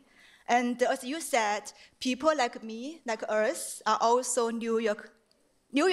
We are also taxpayers, and we are also voters. So thanks for giving us a precious chance to speak up. Actually, my topic is very simple. I would like to say racial gap is not racial bias. the SHSAT test is not the root cause of racial gaps. Like a mirror, it only objectively reflects the widening racial gaps observed in education, especially for Black students. Actually, Black students were once accepted to the specialized high school at significantly higher rates than today. In 1989, Brooklyn Tech student body was 51% Black and Hispanic. Today, it's less than 12%. Honestly, I don't know what's the underlying reasons for this significant decrease, possibly social, cultural, education, or economic status. But I would like to say that majority of Asian students who are currently in the specialized high school actually come from no or very low poor families. So what I want to say is that the test and these schools are not owned by Asian students, as the Chancellor, Mr. Carranza, falsely claimed. The test itself is not a racial bias. I believe here is more data. I think I will share with you later. It's a 2017 eighth grade state test, essay state test performance. Only about 11% of Black students passed level 3 and 4. Again, we can see significant racial gaps here. 56% of Asian students passed level 3 and 4, whereas only 11% of Black students who passed level 3 and 4. Also, the percentage of Black students who passed level 3 and 4 significantly decreases from about 30% for third graders to 11% for eighth graders. However, can we say that this state test is racial bias? Can we say that the test itself caused 90% of Black students to fail to have a basic math knowledge? How about to eliminate this state test or any test altogether because they are racial bias? I believe that everyone will say such questions are stupid and misleading. Blaming a test that just objectively reflects racial gaps is the easiest way for some public officials with their own personal political agenda. Thank you, Ms. Wang. Thank you. Thank you. Donghui Zhang, to be followed by Tom Shepard and Elwin Av, or Elwin Au. Donghui Zhang. Next up is Tom Shepard and Elwin Au. If you guys could, whoever's on deck, please come down to the front row. Mr. Zhang, please proceed. Okay. Thank you, Senator Liu, and all the senators and all assemblymen to host this hearing process. I'm the president of New York City Residence Alliance. I'm also a proud father of 2 New York City public school students, one in Stevenson and one incoming in Bronx. They study, they learn, they take the test, they succeed the test, and then they go to the special high schools, which is fair and objective. They will continue to learn in high school and college, and then serve our community and country. So merit-based admission and competition is what keeps our schools rigorous, keep our city prosperous, and keep our nation strong. We are here defending this. Mr. Mayor and Mr. Chancellor told us the test preparation was a waste of time. We say no, the test inspires students to learn, just like the Olympics inspire the athletics to practice. And as a parent of 2 school kids and a long-time student myself, I know the test preparation, the test, and the test review after the test are most important part of the learning process. It should be encouraged, but not blamed. They were also attacking the test materials were not consistent with the teaching materials. Okay, then propose your own test, or make it as 2 tests or 3 tests, as long as it's objective. We are also here defending the civil rights of Asian children. Every child are born equal under the US Constitution, and they should be treated equally. And actually, I would like to suggest, in the future, admission process, please make color blind. Don't ask what color the children is. They are black, they are Asian, they are white, they are Latino. Does that really matter? They are all American kids, and they all have the same American dream.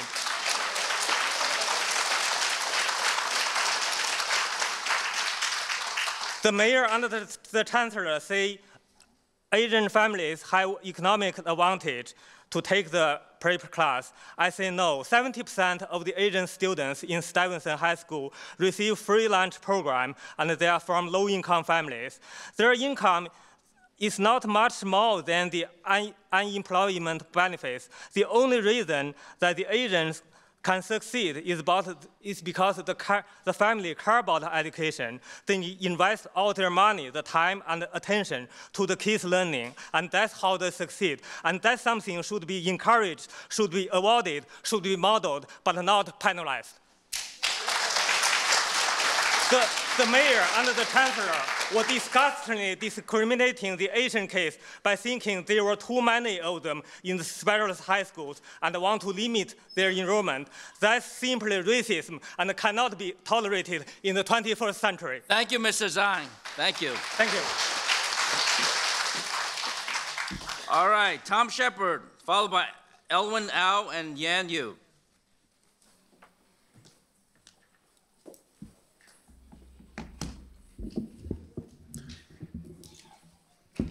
I would like to thank the committee for allowing me the opportunity to testify before you. My name is Thomas Shepard. First, I'm a father of 3 children currently attending New York City public schools. I'm an education advocate and a member of the District 11 Community Education Council in the Bronx. I work with community elected officials and the Alliance for Quality Education in addressing education equity issues facing our children and families. I also attended Brooklyn Tech in the 1980s.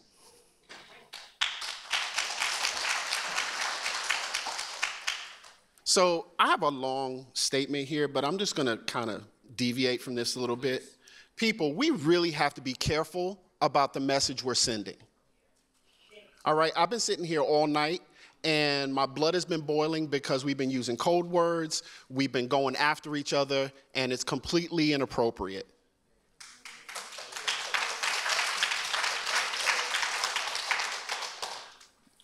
Now, with that being said, in my district, there are 9 children in the entire school district that were given offers to specialized high schools this fall. 9 in an entire school district. Now, if anybody can sit here with a straight face and tell me that the system is working when 9 kids in an entire school district, not a school, but a school district, are offered letters to a specialized high school, I would say you're crazy. All right? Now, whether we get rid of the SHSAT or use that as the only means of evaluating kids for admissions to schools, that's really for you guys to decide. Okay? Being in the CEC, I have gone to several schools, middle schools in my district, and have spoken to principals and educators, and they all agree that a single high-stakes test does not measure whether or not a child is prepared for admission to these high schools. What I would suggest is maybe not getting rid of the test, maybe changing it in some sort of way, but also making it about the entire student. Okay, we can look at a student's performance in terms of grade point average. We can look at their scores on an ELA. We can look at a portfolio. We can also look at an SHSAT, but a single measure to evaluate whether or not these kids are admitted to a specialized high school, according to the educators and according to tons of research, is inappropriate. And I think that we can agree or we can disagree, but what we do need is some sort of change from the way that things are right now. Thank you, Mr. Shepard. And Mr. Shepard, if you have your written testimony, please, you can email it to us. Absolutely. Thank you. You can get it from Heather right there. She's sitting right there. Thank you. All right, Elwin Au is up, to be followed by Yan Yu and Victoria Araskina.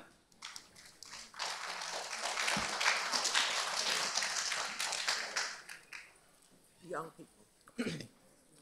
Good evening, ladies and gentlemen. I am a 7th grade student who next year will be taking the SHSAT.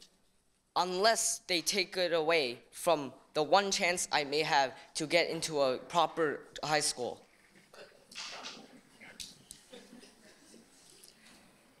Okay, so now since the administration wants to take away the SHSAT because they're worried about the demographic or the distribution of the races, that is not the problem here.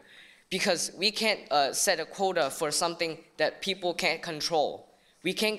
People can't control how they're educated unless people in the administration will help us revamp the K-8 system so that we can actually get a proper education. See, if certain ethnicities aren't scoring well, then that means there must be a problem in their education or in their district. If there's teachers are overworked, or their class sizes are way too big, or their facilities are completely unusable, then you have to take notice and actually try to do something about it. Any person who has even a little common sense that everyone is supposed to have equal opportunity in a world like this, especially like a test like the SHSAT. If you have the SHSAT, we can have a very objective view of how well a student does and how well they can perform. We must learn that we must judge on merit, not on what color of their skin is or what grades they get. We have to understand that how well they do and how well they understand the material that they are given and what is required of them to enter these schools is very crucial to establishing a well-developed generation that has adequate education and can carry our future.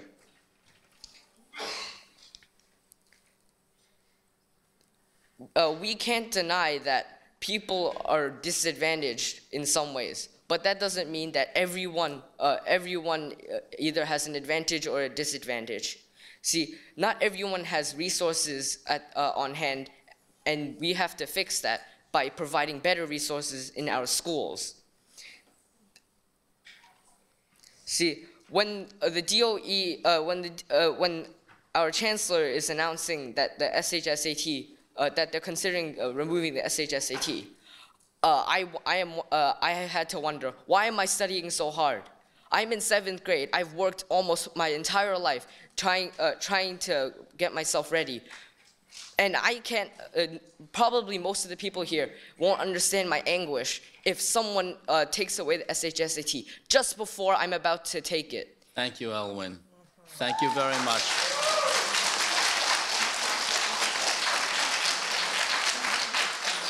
All right.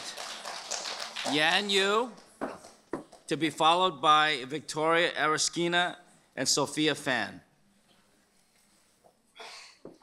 Good evening, everyone. Thank you, senators, for being here to listen to our voice. We know that Mayor de Blasio does not care about our voice.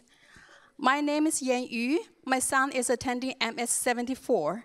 I've been working as an educator in New York City for 18 years. But tonight, I'm here, like so many of you, to support the SHSAT, and I'm here to say we, Asian Americans, are so angry and we're so disappointed about Mayor de Blasio and Mr.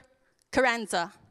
Why the mayor and the chancellor have to pit one minority group against another minority group?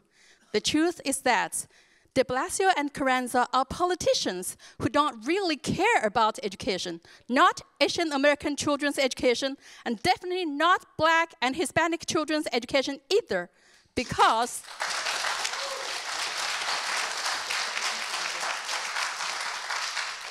Getting rid of one single test is not the way to help any child to learn better.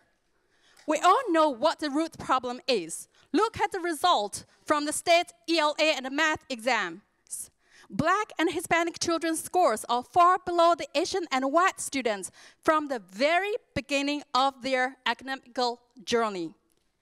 If the mayor and the chancellor are sincere about helping the Black and Hispanic children, then they should focus on fixing the broken part of the education. That is, fix the pipeline, fix the K to 8th grades education.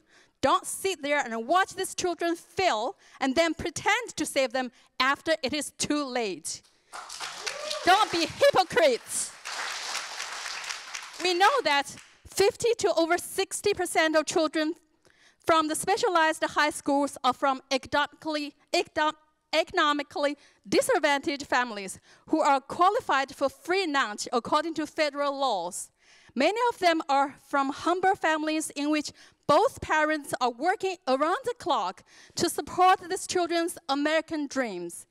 I encourage you to watch the documentary named Tested. After I watched it, I cannot help crying. I only have one child. I'm here not for my child, for all the children.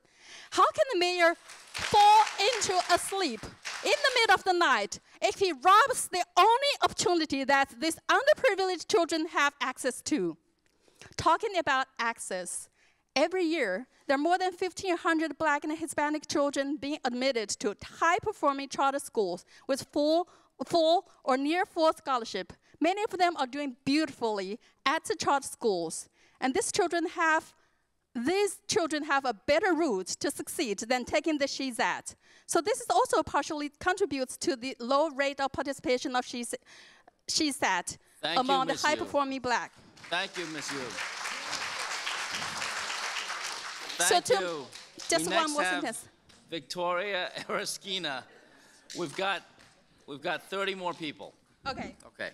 Victoria Eraskina. But Ms. Yu, I'm going to be around, so if anybody wants to stay afterwards, I'm happy to talk more with you. And we'll even record it, but let's get everybody a chance to say their piece. All right, this is Victoria Eraskina, to be followed by Sophia Fan and Nada Alhegov. This is kind of terrifying. But, well, first of all, why not test the teachers?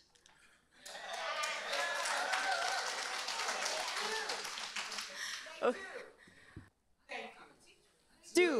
They do. They can consider doing a little bit of a more rigorous job, preparing all teachers in all schools equally.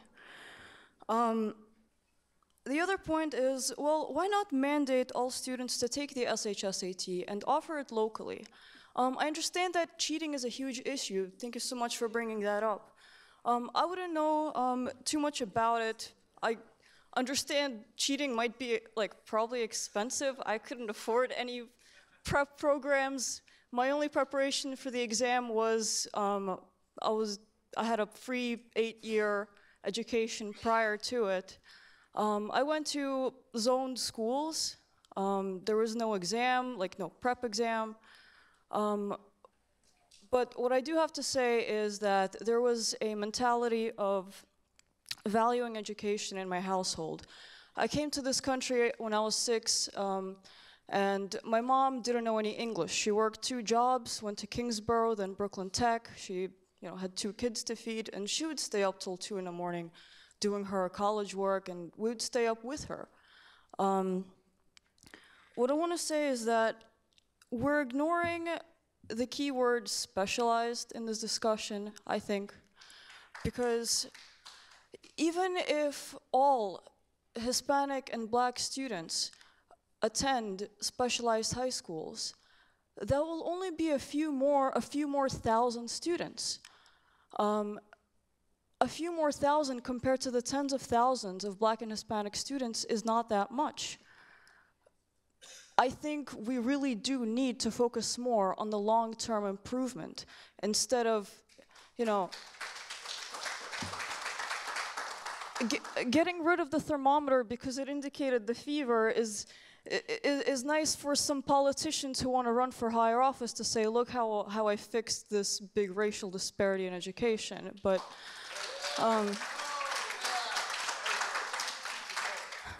ultimately, with people saying that the problem is financial, I came to this country, and my first night I slept in a coat closet, and then the next 2 months I slept on a discarded leather-coated car seat we picked up from the trash. I didn't pay extra, but I'd like to say that we need to improve equality generationally. It's going to take at least 8 years, but we're going to do it right instead of just pouring super glue on a broken bone. Thank you, Ms. Thank you.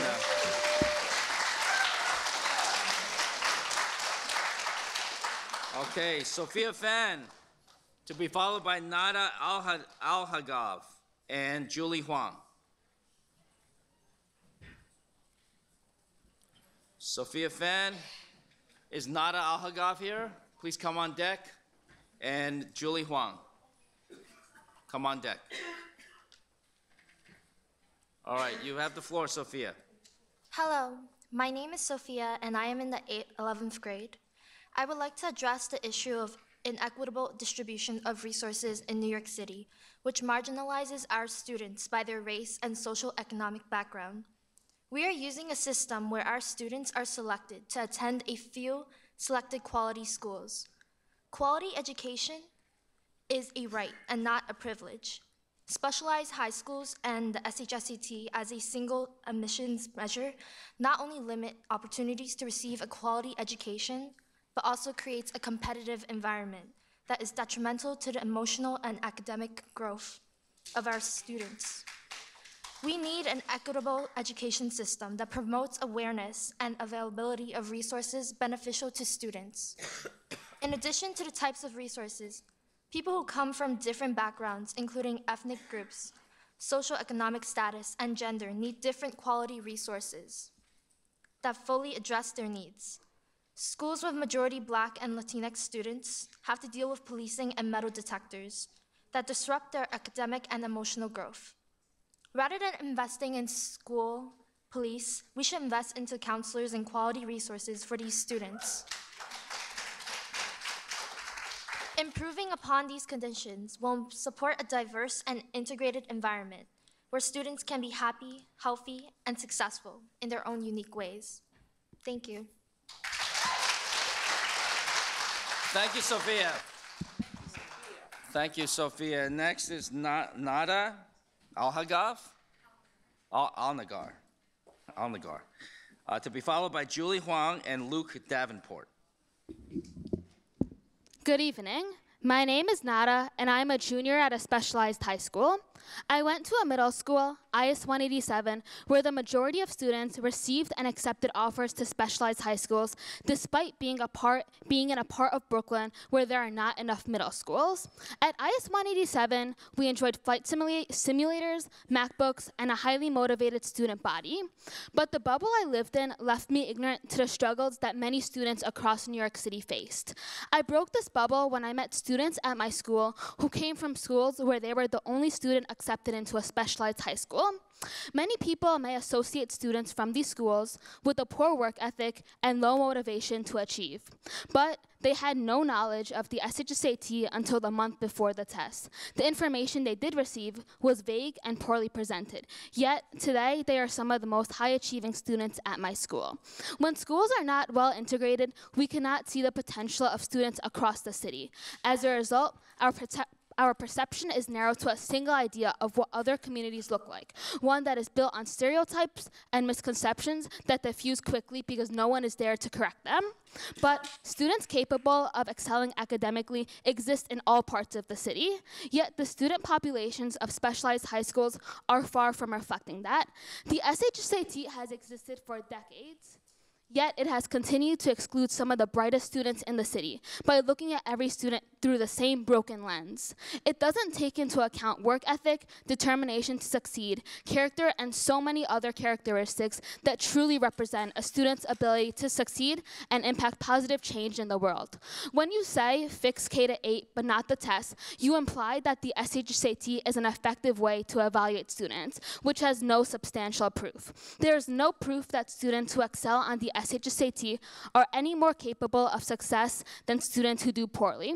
There are so many other factors that can measure a student's ability to make an impact on the world. And if we began using them, we would certainly see a rise in both geographical and racial representation in specialized high schools. Even beyond the SHSAT, we should also consider what puts specialized high schools offers in such high demand every year. Many of my friends at my school commute for over an hour because they cannot guarantee they will receive a high quality education at nearby schools. For a few of my friends, the SHSAT was a chance to escape the under-resourcing and overcrowding that characterizes too many New York City schools. But the SHSAT has excluded the vast majority because only a single factor was considered. The role of specialized high schools in New York City should not be to provide a safe haven for students who live near under-resourced neighborhood schools. Rather, they should be a place for students genuinely interested in the academic and social programs of the school. Currently, many students enrolled in specialized high schools do so simply because the prestige of the school. When considering high schools to enroll in, students should have a wide array of options to choose from. They should not opt for schools because their name or prestige guarantees a better education. Thank you, Nada. Thank you very much. All right, wonderful. Julie Huang, to be followed by Luke Davenport and Sihui Zhang.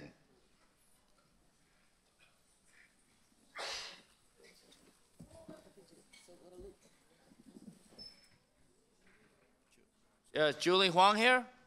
I thought that was her coming down. All right, Luke Davenport, to be followed by Sihui Zhang and Lin Tan. Thank you, Luke. Hi, good evening. Thank you, Senator Liu. Thank you to the members of the committee for this opportunity to speak today. My name is Luke Davenport. In my day job, I analyze data for New York City schools, but I'm actually here in my capacity today as a member of the New York City's Alliance for School Integration and Desegregation. ACID, we call ourselves, is an all-volunteer coalition of over 1,000 parents, students, educators, researchers, and activists, a diverse, broad cross-section of New Yorkers who are dedicated to ending school segregation and pushing for real integration in New York City public schools. We support the elimination of the SHSAT as the sole entrance criteria for the specialized high schools, while also acknowledging that the specialized high schools are really just the tip of the iceberg. We have a much broader and deeper segregation problem in New York City. But frankly, even without consideration for the diversity of the specialized high schools, there's ample reason to abandon the SHSAT. We know you'd be hard-pressed to find an education expert who has studied this issue carefully who would ever recommend or endorse a sole a single standardized test as sole criteria for admissions. The gentleman from CEC 11 made that case earlier, and there's good reason for it, right? We know there's study after study that shows that grades are more predictive of future academic success than standardized tests. That's a finding that's very consistent and repeated. That's why almost every education expert will recommend multiple measures, not a single standardized test. But I also want to mention we have a history with this, right? This is not the first time we've had a debate around issues that affected school segregation. And one of the things that you see as you study this history, and that's something that we do a lot at ACID, is that there's a very clear pattern, right? You have, every time there's an action to desegregate or integrate schools, there's a backlash.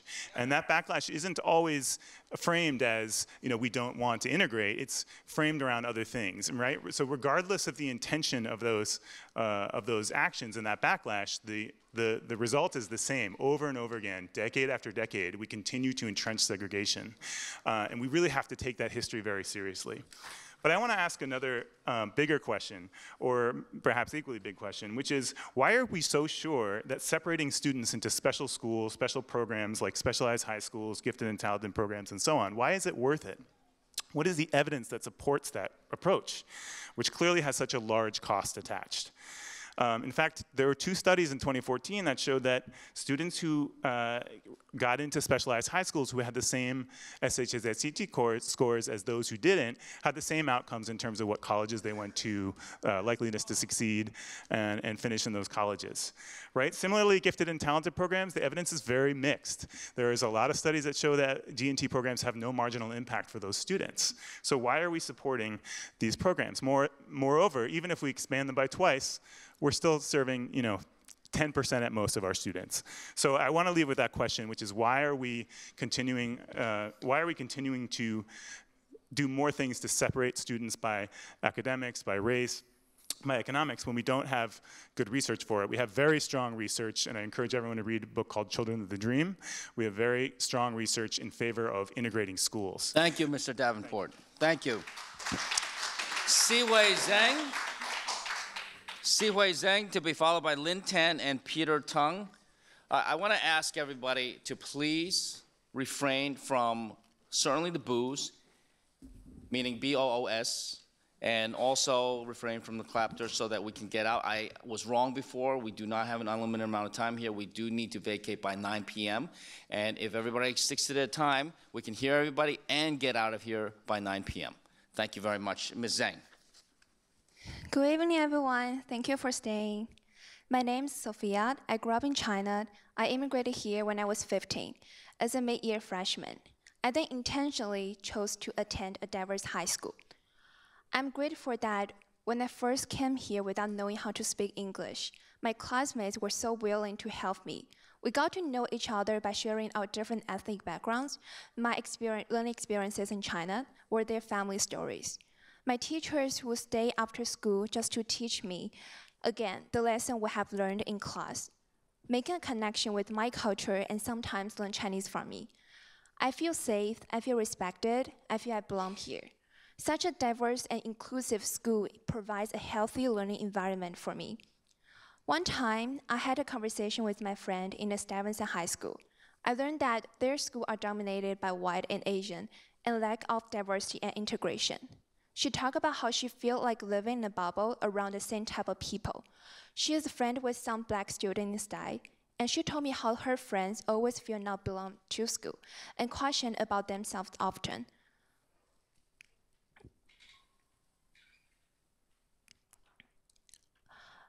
I learned that one specialized high school has sociology class that I have been wanted for a long time and have so many clubs, activities, opportunities that I was craving for. I learned that there are more than 400 high schools, yet resources are concentrated in a small portion of them. I learned that New York City, which is known for its diversity, has the most segregated school system.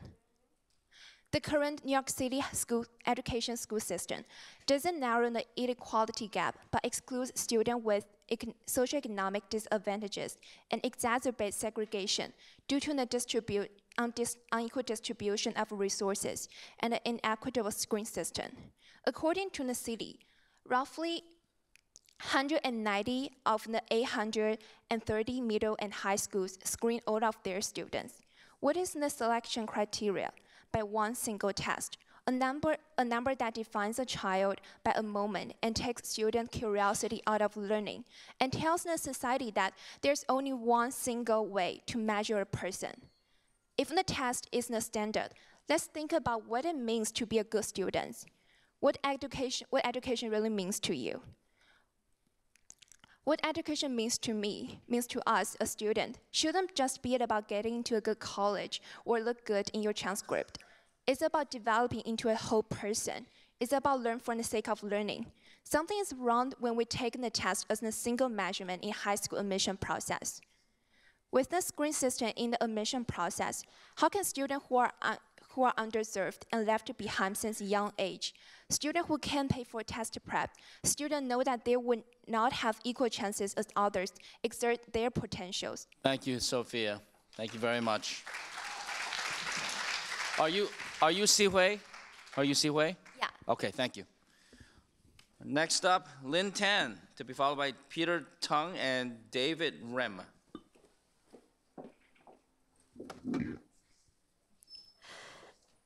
I just earned my second master's degree in education at NYU this year. As a mother and educator, I'm here to support SHSAT. In my opinion, the mayor's proposal is another case of politicians trying to earn political points by meddling in the education realm. Why should those who don't have any professional backgrounds in education make policies for our education system? How much do they know about the schools, the teachers, and the students? Educators at these specialized schools already pointed out that it is the students who make the schools special and outstanding. For instance, 8 former students of Bronx High School of Science have received the Nobel Prize in Science more than any other secondary school in the world. Do you think this would have happened if Bronx Science does not have the most qualified students? On the other hand, as educators, we know that different students learn differently. We also know that whenever we try to tilt the teaching process for either the faster or slower students, it's unfair for the other group. Furthermore, I think students who got into those schools without qualified academic achievements would have a difficult time to compete and succeed among the fierce competitions. Therefore, the mayor's proposal would not meet the standards of these schools as they were intended to be. Some politicians said that the students who got high scores on the test were due to their families have money to pay for tutoring. Actually, 58% Asian American students in New York City live at close to or below the poverty line. I personally witnessed a Chinese student who got into Stuyvesant High School while slept and studied in the living room for years with his family in a tiny apartment at a rundown co-op building. I think those politicians who blame the specialized high school admission system and want to cancel the test just want to earn political credits and votes for themselves. They're promoting ethnic conflicts by abusing the rights of Asian students. If we want to talk about equality in education, we should not differentiate students by ethnic groups, but only by their academic performances. If we want to eliminate this discrimination in our society, we must eradicate it from education system first. So please, keep the test. Thank you.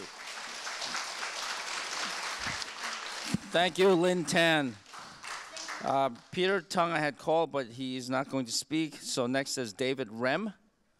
Is David Rem here? All right, we'll come back to him. Let me ask Martha Camber. Is Martha here? All right, come on down. Martha Camber will be followed by Yun Bao Guo and Tasfia Rahman. We'll come back to David Rem when he's back in the room.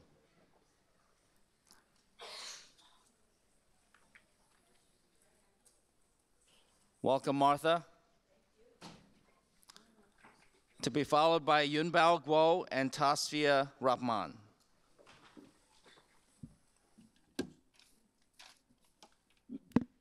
I'd like to thank the committee this evening for this opportunity for this hearing. I'm Martha Camber. I'm the CEO at the YWCA in Brooklyn. And mercifully, I am not going to talk about specialized high schools. I'm here to talk about college access. The recent college admissions scandal has exposed what many of us already knew. Access to top colleges in this country is stacked against hardworking, high-achieving, low-income students, no matter how deserving they may be. What would college enrollment look like today if the playing field was truly level? We can answer that question because our college access program was established to do just that. Low-income, first-generation students of color, 90% of whom are African American, participate in academic enrichment and college prep. The same services that students attending better resource schools receive. Unsurprisingly, our students excel, and our 2019 graduating class had full scholarships to NYU, Dartmouth, Manhattanville, Marist, and other esteemed colleges. We know that college education is the most influential factor in determining mobility from poverty into the middle class. If we're truly going to support the economic development of low-income communities, including Black and Latino communities, then we must address the education gap. Incomprehensibly, there is no requirement for college counselors in New York City public high schools. Guidance counselors who are often not trained in college advising have a ratio of 1 counselor to 250 students. One of our participants attends a high school that has 1,000 students for 1 counselor. Our experience with school personnel suggests they are invested in helping students prepare for college, but are simply doing the best they can with the resources they have. When one of our program participants informed her high school counselor that she wanted to apply for college, she was encouraged to go to the library and look for college catalogs. That was the extent of her advisement. Today, that same student is attending NYU on a full scholarship. She recently won an award as the freshman with the most promise. How many more students just like her have never had a chance to attend college simply because of poorly resourced public schools? The New York City public school system serves over 1 million students, and through my work promoting college access for low-income students of color, I've come to recognize that systemic educational inequality is promoting a vast and astounding waste of human potential. Thank you. Thank you. All right, Yun Bao Guo, to be followed by Tasfia Rahman, and is David Rem back? Okay, so Yun Bao Guo, Tasfia Rahman, and then David Rem. Is Yun Bao Guo here? Tasfia Rahman, you are up. Come on down. Tasfia Rahman, to be followed by David Rem and Wai Wa Chin. Thank you for giving me the opportunity to testify. My name is Tasfia Rahman, and I will be speaking today both as a policy coordinator at the Coalition for Asian American Children and Families and as an alum of Brooklyn Technical High School and also a Brooklyn native. As a Bangladeshi American raised in Bed-Stuy in the 90s and 2000s, I grew up in a diverse neighborhood with families and friends of different racial, ethnic, religious backgrounds. I went to an elementary school where even though standardized test scores were low, we learned about the civil rights movement, celebrated annual multicultural potlucks, and wrote fun essays about our cultural backgrounds. At the same time, faced with limited English proficiency, my parents were unable to navigate the school system and were too embarrassed to even speak with my teachers. So when I scored low on my standardized tests, they resorted to tutoring, which continued up until SHSAT. The pressure was intense. I was told that my future depended on a single test and I had one chance to prove my value, my worth. It was overwhelming and unbearable. That's what a single high-stakes and pressure-ridden test does to a 12-year-old child. It creates a sense of impending failure and disappointment at a young and impressionable age. When you allow a single test to be the only standard of intelligence, you breed a toxic learning environment with students cheating, bragging about loss of sleep, and competing with each other or even bullying each other based on differences. As a Muslim, I heard many Islamophobic comments being casually thrown around, but I'm also disgusted to look back at how, during college admissions time, I stood by and witnessed many of my white and Asian Pacific American peers accused our Black and Latinx identifying peers of getting into prestigious colleges based solely on their race. Equity and elitism do not go hand in hand. In a society stratified by race, elitism strengthens racism. As elite schools, the specialized high schools are not an exception to the entrenched racism that plagues the system. In fact, they embody it. The SHSAT, an exam that is rooted in anti-desegregation history, perpetuates segregation both outside and within these schools. A multiple measure admissions process is the first step in creating a more diverse, inclusive school environments that welcome the multitude of backgrounds and experience of our students and nurture their unique individual abilities and talents. Instead of advocating for more specialized high schools or gifted and talented programs that perpetuate elitism, we must advocate for building more and better quality schools in general. We must fight for funds owed to our public schools and better pay for our early childhood educators. We must invest in improving the social and emotional growth of our students, instituting culturally responsive education, and supporting students' mental health needs. Thank you. Thank you, Tasvia. Thank you. And for the thank you for the copies. David Rem, to be followed by Waiwa Chen and Teresa Jordan.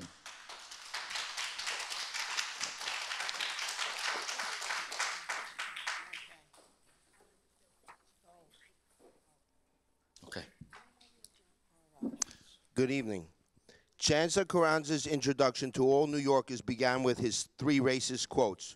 First one, wealthy white Manhattan parents rant angrily against plan to bring more black kids to their schools. 2, anyone who wants to keep the SHSAT test is a racist. 3, I don't just buy into the narrative that any one ethnic group owns admissions into these schools. I want to thank Senator John Liu for calling out Carranza's comments as racist, and for Liu's quote, and I quote, that nobody will forget or forgive Carranza for his racist comments. Thank you, John Liu. And I will add, no one should ever forget or forgive Carranza's racial ideology, and I call on de Blasio to fire Carranza for making such blatant racist statement. The SHSAT test isn't the problem, and nor is getting rid of the test the solution. The real issue is the DOE's failure to provide a quality education for all children, and the DOE's refusal to be held accountable for failing all of our children.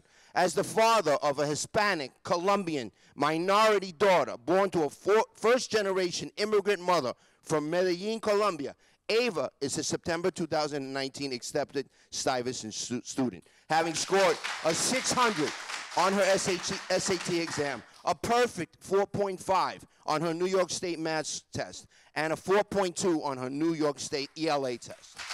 It is insulting to me to think that my minority, Latina, Hispanic daughter would somehow need de Blasio's Discovery Program to gain entry into the top specialized high school, namely Stuyvesant High School.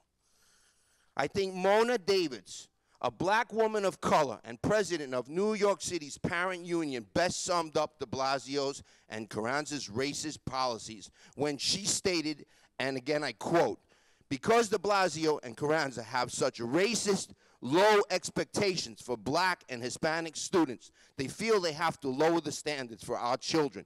They are the racists, said Miss Davids, who again is black. Ms. Davids continued, and I again quote her remarks, word for word here. Carranza is attempting to use the race card to cover up the failures of New York City's K-12 school system. We have hundreds of thousands of high school students who are not reading, writing, and doing math at grade level. And that is criminal, said Ms. Davids, end of quote. I am sick and disgusted of hearing Carranza's proposed policy, which states to Asians and white children that because of their born skin colors, that they don't deserve to go to the very best 8 specialized high schools. Carranza's blatant racist policies read, if you're white, you're bad. If you're Asian, you're worse than bad. All right, thank you, Mr. M. Thank you. No, it was exactly 3 minutes. Exactly 3 minutes. Thank you, Mr. Rem. Waiwa Chen, to be followed by Teresa Jordan and Haitao Lee. Hi, I'm Waiwa Chen. I'm the president of the Chinese American Citizens Alliance of Greater New York. And I'd like to say that there have been a lot of things that have been tossed around today, and I'm not going to go and repeat a lot of it because it's really late. First of all, the people who find all these reasons to say that the test doesn't work, well, come on. The test is in the proof of the pudding is in the test. Because if the schools were bad, okay, we wouldn't have this discussion. You know, the test is obviously creating a pool of kids that are generating good schools. Okay. Now, setting that aside now, all of these little analyses and stuff like that, Come on. Again, you're not listening to the right people, or the people are just taking little nuggets that don't have to do with enough of what is true, okay? It misses the point. But furthermore, I want to say that if you listen to what we're saying here, we say that there's a huge problem that there are not enough blacks and Hispanics that can get in, okay? There's a huge problem because the schools are really ridiculously bad in black and Hispanic neighborhoods. There is no excuse for that. And we really think, as a community, as Asian Americans here, we believe that we are all neighbors and must work to get all the schools better. And that means black and Hispanic neighborhoods deserve better schools, and you should demand that. You should demand that and not let them get away with trying to say, let's go and mask this and just take away the test. You can't go and take away the test. I want to say also that it was incredibly racist to hear that Asians, Chinese cheat. Okay, I have never heard anything so racist. And you think that if we go to grades every day in class, that kids are not going to go into a Hunger's game? Now, instead of having one or a couple of times a quote-unquote high-stakes test, it's over with, it's done. That's okay. But if you have to think about every day you're going to have to go and be a teacher's pet, or you have to go and get some good recommendations from a teacher or an administrator or a principal, oh, that is nice. Or you see how many politicians' kids land up in places that are screened, right? And let's talk about numbers. If you think about numbers, okay, if you want to go screen schools, we already have a lot of screen schools, and most of them are much more female than male. So there's an imbalance. Boys are being punished by grades, okay? Look at LaGuardia. This morning they talked about LaGuardia and said, well, LaGuardia. Well, I'll tell you, that's 75% female. Do we have a problem there? I don't think we have a problem there. If the boys don't want to go and sing, that's okay. I understand it. My sons didn't really want to sing that much. Okay? Thank you, Ms. Chen. Thank you all. Thank you very much. Teresa Jordan.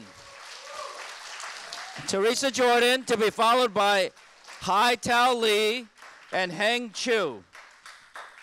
My name is Teresa Jordan. My granddaughter attends the New York Harbor School, where students study agriculture, marine biology, marine policy and advocacy, marine systems technology, ocean engineering, professional diving, and vessel operation.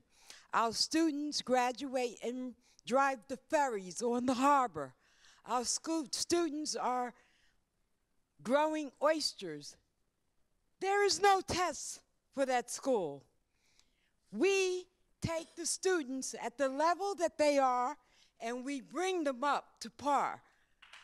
Our students, last year, every year they're certified to work in these industries. Last year, 100% applied to college, and 100% was accepted. No test. No test. I am horrified. I watch these young little kids stand up here and talk about this test, this one factor, to get them into what they think is going to be the best thing for them. When Harvard, Yale, Princeton, they don't rely on one factor for admissions. Why should we?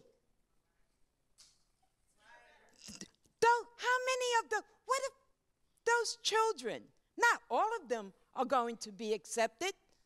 What happens if they miss the test by 1 point, 2 points, 3 points? Look at the pressure you're putting on these children.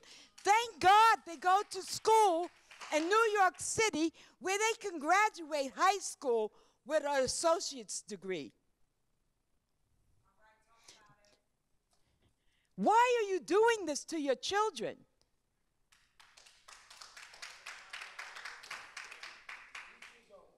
You need to put more money in schools like Harbor, where they take children as they are and Bring them up to par.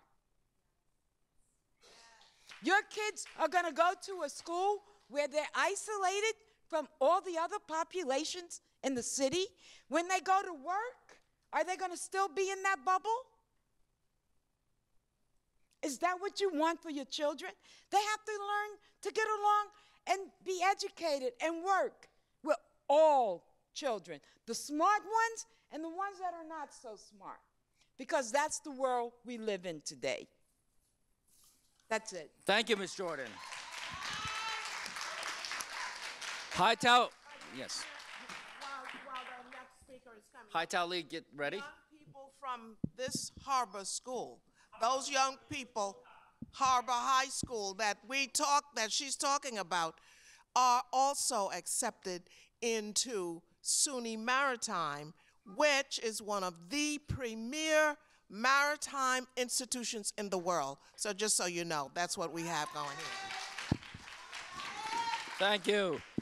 Hightower Lee, Okay, get ready on deck. Heng Chu and Cho Lian. Thank you for staying late. This is the first time I came to a public hearing. This is the first time I speak in public about my opinions, but it has been quite experiences. And I have learned a lot today. One thing I learned, we actually share a lot in common. I see parents of Chinese, African Americans, and white and Jewish. We all care about children's future. We all care about equality in the society, and we are all fight against racism. So I don't know what your definition of equality is, but my definition, I think, is that's what I'm teaching my kids is what Dr. Martin Luther King said. One day, in a day, he dreamed that our kids, our children, will not be judged by the color of their skin, but by the content of their character. And we should strive for that, right? We should strive for it. I don't think we're in the society where we reached there yet. And SAT is not perfect, but it's the closest thing to that standard. It's colorblind. It doesn't care where you live. It doesn't care you're rich or poor. It cares about you whether you put enough time to study, right? And that's why we are united in this fight. And the test is not the problem. It's a tool. It's just like a doctor's tool. It shows whether cancer is. The problem is this administration, the mayor, failed to deliver quality education, especially to the African and Latino community. We should unite. We should unite to fight this fight, to hold them accountable, to deliver quality education to the underrepresented Latino and African American societies. By removing this test, it's detrimental. It's especially detrimental to the African American community.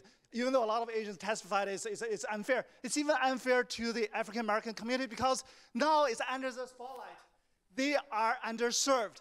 By removing this test, this issue is hidden. No one's gonna notice it. This is a diversion from the mayor. Don't be tricked. Don't be played as pawns, okay? We need to unite on this issue, hold the mayor accountable to deliver quality education to all races, regardless of color. Thank you. Thank you, Mr. Lee. All right, Heng Chu, you're up. Followed by Leon Cho, or Cho Leon, and Horace Walcott. Thank you. Oh, Leon Cho. Good evening. I am a teacher. I am also a parent of two boys. I teach at FDR High School in Brooklyn. I support diversity in specialized high school, but it has to be through a fair and unbiased admission process based on objective assessments. The test, the SHSAT, is an objective assessment to all students regardless of who they are. It does not make sense to exclude it or to cancel it from the admission criteria. Every student can succeed in school given enough effort, family support, and school support. from their early age on. My colleague, Ms. Elliott, and I both have been teaching new immigrant students for many years. In the last 10 years, on average, my Chinese bilingual biology living environment classes usually have on average, a 95% attendance. 95% of the students, they hand in their homework on time. And each year, about 95% of students pass the living environment regions. My colleague, Ms. Elliott's Spanish bilingual living environment classes have usually a 90% of attendance, 90% of students in her class hand in the homework on time, and every year, about 90% of her students pass the living environment region. Both Latino and Chinese students in our classes, they did well simply because they have been working hard, they have been disciplined, and their parents spend probably more time to support them at home.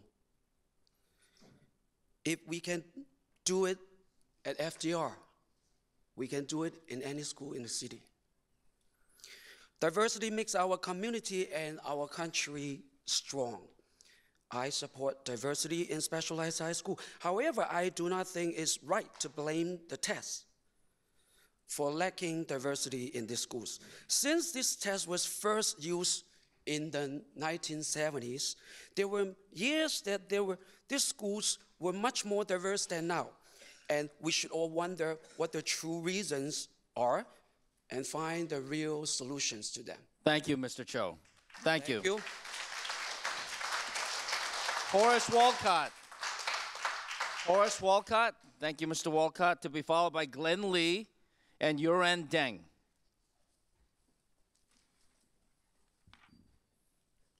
The distinguished panelists, the parents, and the students, good evening. I'm a teacher at Brooklyn Technical High School, and I've been teaching at Brooklyn Technical High School for more than a decade. I would say that there is a clear and present danger to the working class of New York City, to the poor class of New York City, and to the disadvantaged class of New York City if the specialized high school test is eliminated. And the reason why I say that is because there is an invisible Trojan horse that will be let in once the test is eliminated.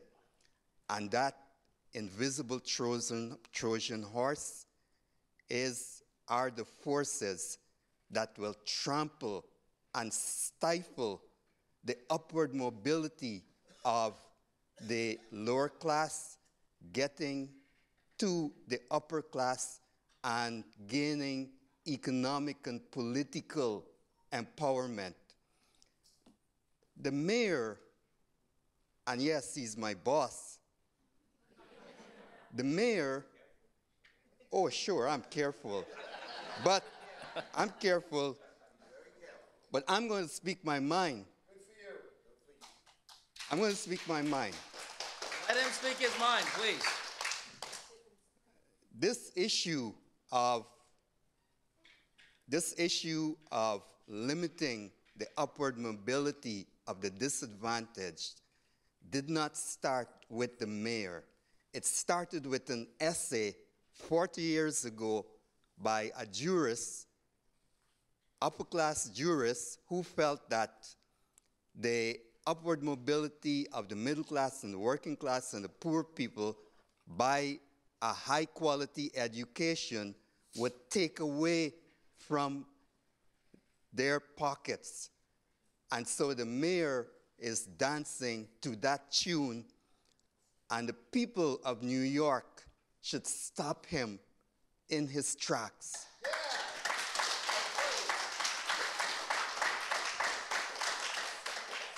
I support elitism because it's got its benefits.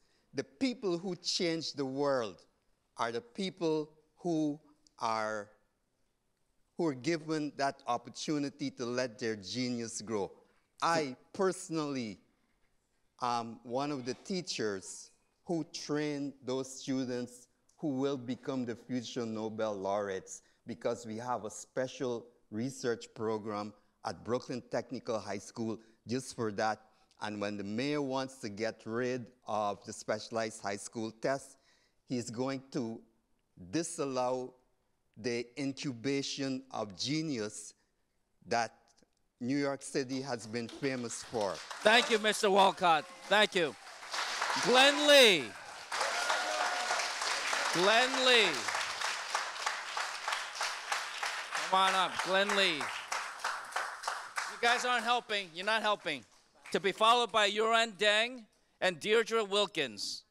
Yuran Deng and Deirdre Wilkins.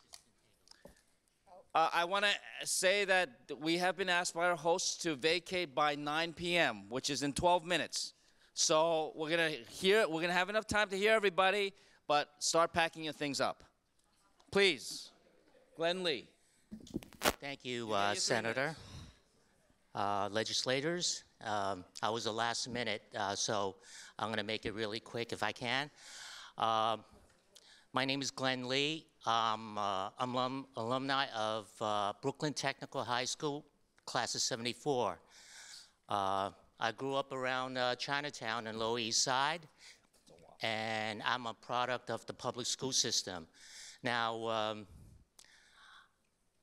I'm supportive of the SAT, but I believe it should be tweaked out a little bit because I think the times have changed. But to tell you a little bit about myself, I came from a background, I had a learning disability. I was abused as a child. And I was left back in school, and my guidance counselor did not feel that I was a good candidate and going to take this test. And I took the test, and I didn't make it because the score was not good enough. And I went back to my guidance counselor, and she says, you didn't make it, but there's summer school. So I went to summer school in a hot, sweaty Brooklyn Tech, and I barely made it, but I made it. So I went on and I graduated and went to college. I worked in aerospace. I started a business. I went on. I became an inventor. And I have my invention there for stir frying at home, so I can touch everyone around me so they can eat healthier with a perfect stir fry at home. And being an inventor is really tough, but I'm not going to pitch my product here, but you can go to my website. But what I'm saying is I do support this program, and I believe that perseverance, and I'm talking to young people out there, it may not be this test, but you're going to be going through many tests in your life, and it won't be the last test. So you're just going to have to persist like I persist. Thank you very much. Thank you, Mr. Lee. Thank you, Mr. Lee. All right, Yuran Deng to be followed by Deirdre Wilkins. Don't think we can thank enough the opportunities that we've been given to speak. Because just this morning, most of my friends were denied an opportunity to speak at the House Committee of Education. I'm going to talk about something pretty different tonight. I think what we sensed in a lot of speeches tonight was fear.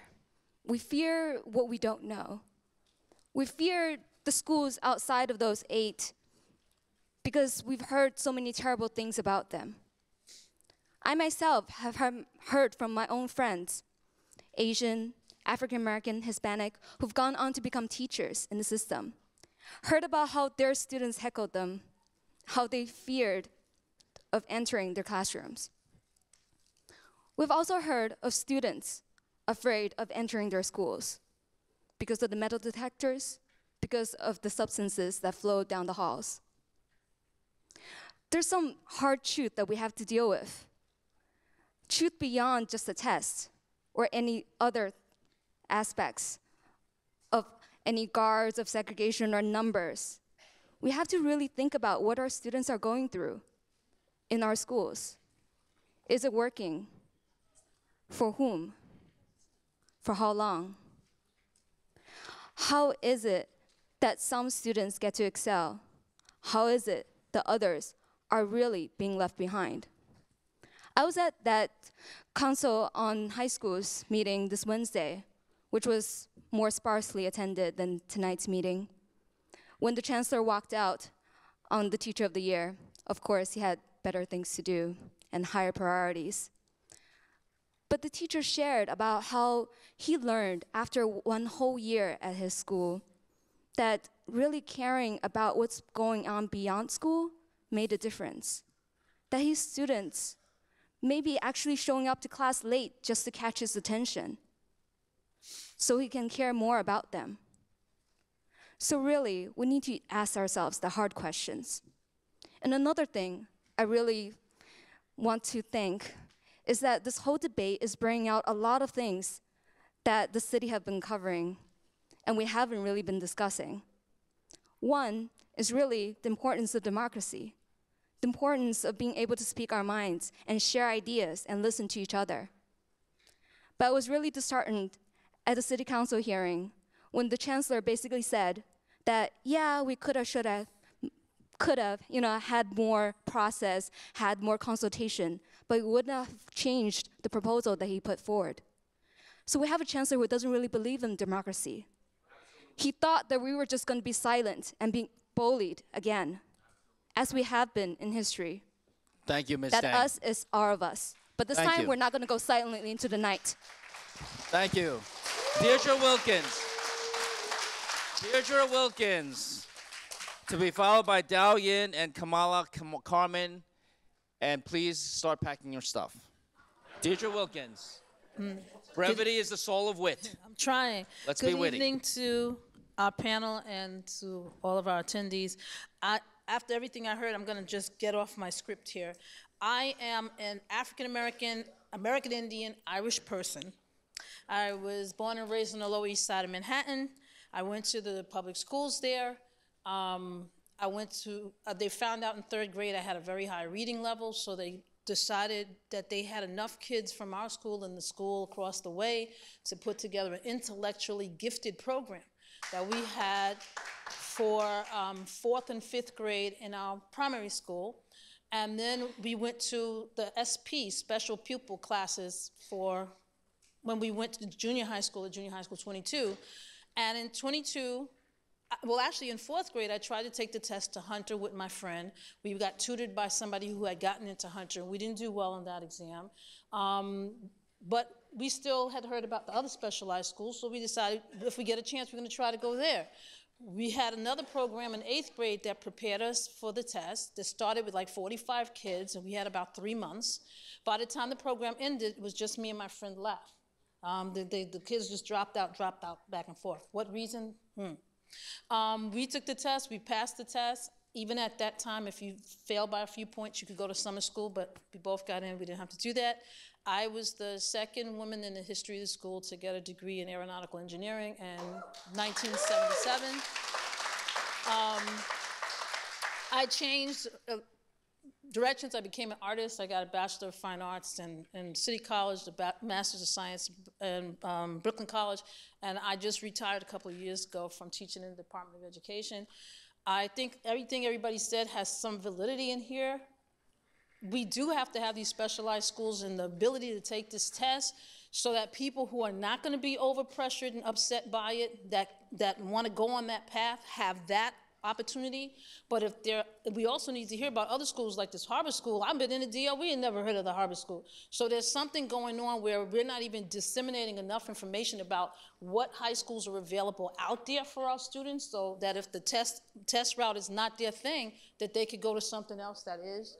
And they said when I was teaching at Midwood, and that was like 12, 13 years ago, that they were going to improve the education from kindergarten up to 8th grade, so that people would come into high school with levels that were good, and that we wouldn't have to get rid of the Regents exams. And most of you probably know they're already still talking about getting rid of the Regents, because they never did anything to improve the education in the lower grades for people in certain economic neighborhoods. So there's a lot of stuff that we still need to fix, and we should be giving people counselors to figure out what they want to do in elementary school. Why are we waiting until they're in high school and then starting to talk about Thank you, Ms. Wilkins. Thank you. All right, Mr. Dao Yin, please come up. Followed by Kamala Harmon and Brandon Ho, and that will be it. Dao Yin, go ahead. Yes. Good evening. Thank you, Senators. Thank you, Assembly members. Thank you, everybody coming.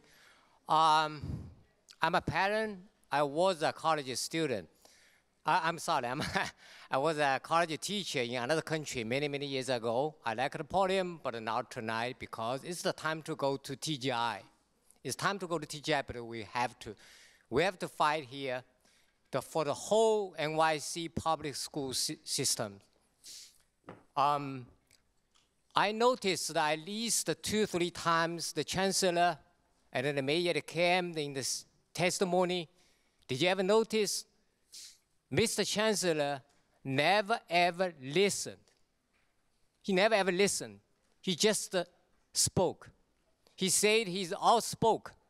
So what? We just cannot pay more than $350,000 to have a CEO of the nation's largest public school system. He's not listening. He just promoted himself. I think, or we think, the chancellor's style is kind of ridiculous. As the mayor's plan is just make hard study students feel guilty. You just can't do that. You just can't do that.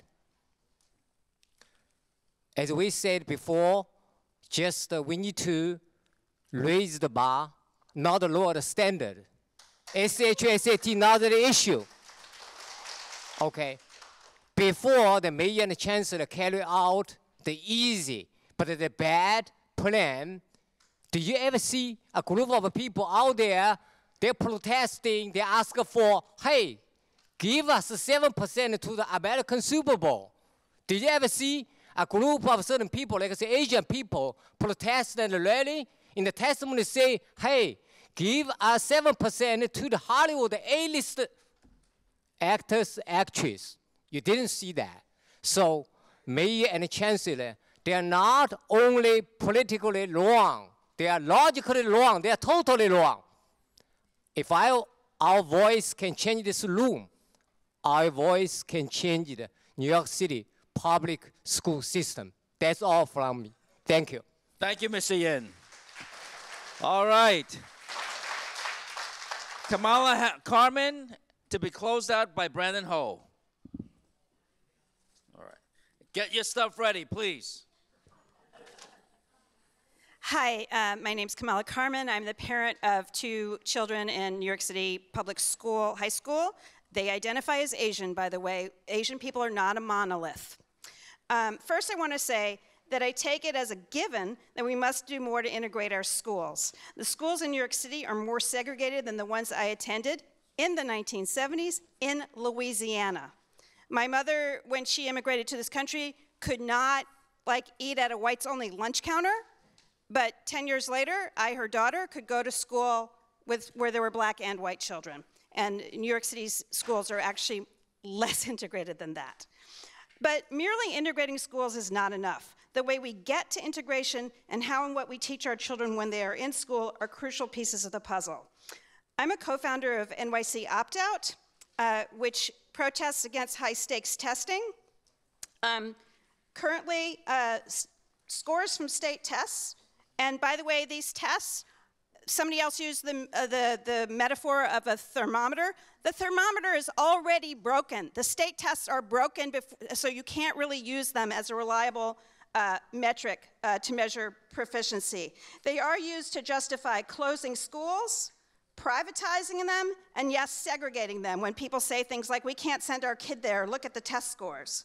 What's more, pressure to do well on the narrow parameters of the state tests has narrowed instruction, and rote test prep has destroyed the love of learning.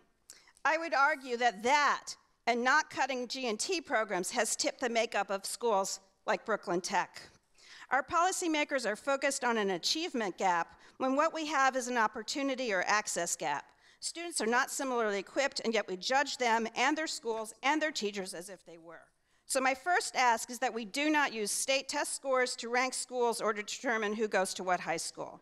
My second ask is that when kids get to high school, that we do not subject them to test-based curriculum. Increasingly, elite private schools are eliminating AP because the courses tend to be broad but shallow, with the ultimate goal being coverage to ensure passing the AP exam. In an era when more and more colleges are test optional for admissions and many no longer grant college credit for AP courses, we should question this definition of advanced coursework. My children are lucky enough to attend a consortium school. The consortium schools eschew a test-based curriculum for one that meets children where they are and then goes deep, encouraging research, investigation, written reporting out, and oral defense. Instead of asking for more AP or more gifted and talented programs or more specialized high schools, we should be emulating the consortium model. Even controlling for race and class, students attending consortium schools graduate at higher rates than their other public school peers, are less likely to be suspended, and enter and persist in college at higher rates. For all the kids who spoke tonight who are worried that if they don't get to a special high school, they are somehow doomed to a bad high school or a bad job, listen to this. At this year's prestigious New York City Science and Engineering Fair, my children's school, where students take only one region exam and no AP courses, had more students per capita make it to the finals round than Bronx Science, Brooklyn Tech, or STI. Thank you, Ms. Carmen. The band just won a major award. Thank you very much. So we can have schools that are integrated, but it's not a zero-sum game. Thank you very much, Ms. Carmen. Brandon Ho. All right, you are it. Close it out. Everybody get your stuff ready, please. We got to leave right away. Okay. But Brandon, you get your full 3 minutes if you want it. All right. Hello, my name is Brandon. We have to keep the SAT. It will determine the best from the rest. Each New York City middle school is different in terms of quality of education. The SAT is fair and not biased to anyone particular. Our educational system is based on meritocracy. If we get rid of the SAT and pick the top percent for each school, then that is not meritocracy. In addition, students will be stressing about 1 point of their grade in middle school to get into a specialized high school. I was not the top percent for my middle school. However, I studied hard and earned my spot in the specialized high school, Brooklyn Tech. And people who graduate from Brooklyn Tech also done great things. For example, Leonor Riggio, the founder of Barnes & Noble, graduated from Brooklyn Tech. I once again say that the SAT is fair and not biased to anyone particular. My recommendation is to increase the funding on the quality of education from K to 8.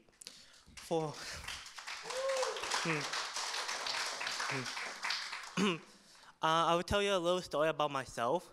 In 2nd grade, I was discriminated from people from all races, Hispanics, African American, Jewish, and my own race, Asians. But the most important thing, I went to my school for help, but they did not help me. Instead, they tried to degrade me, try to lower my score, try to hold me back. Is that not corruption? What is? So, my another recommendation is to offer low-cost SAT test prep to middle-income family. In addition, expand the specialized high school. 2% of the New York City students are in specialized high school. Why restrict to 8? We want everyone to be the best, all right? At the slogan go, fix K to 8, and keep the SAT. Thank you, Brandon. All right. Thank you to everybody who stayed to the very, very end. We want to thank NYU Tandon for being gracious hosts. We are sorry we went over the allotted time. I want to thank Senator Montgomery for hosting us in her district, and Senator Persaud, Assemblymember Joanne Simon,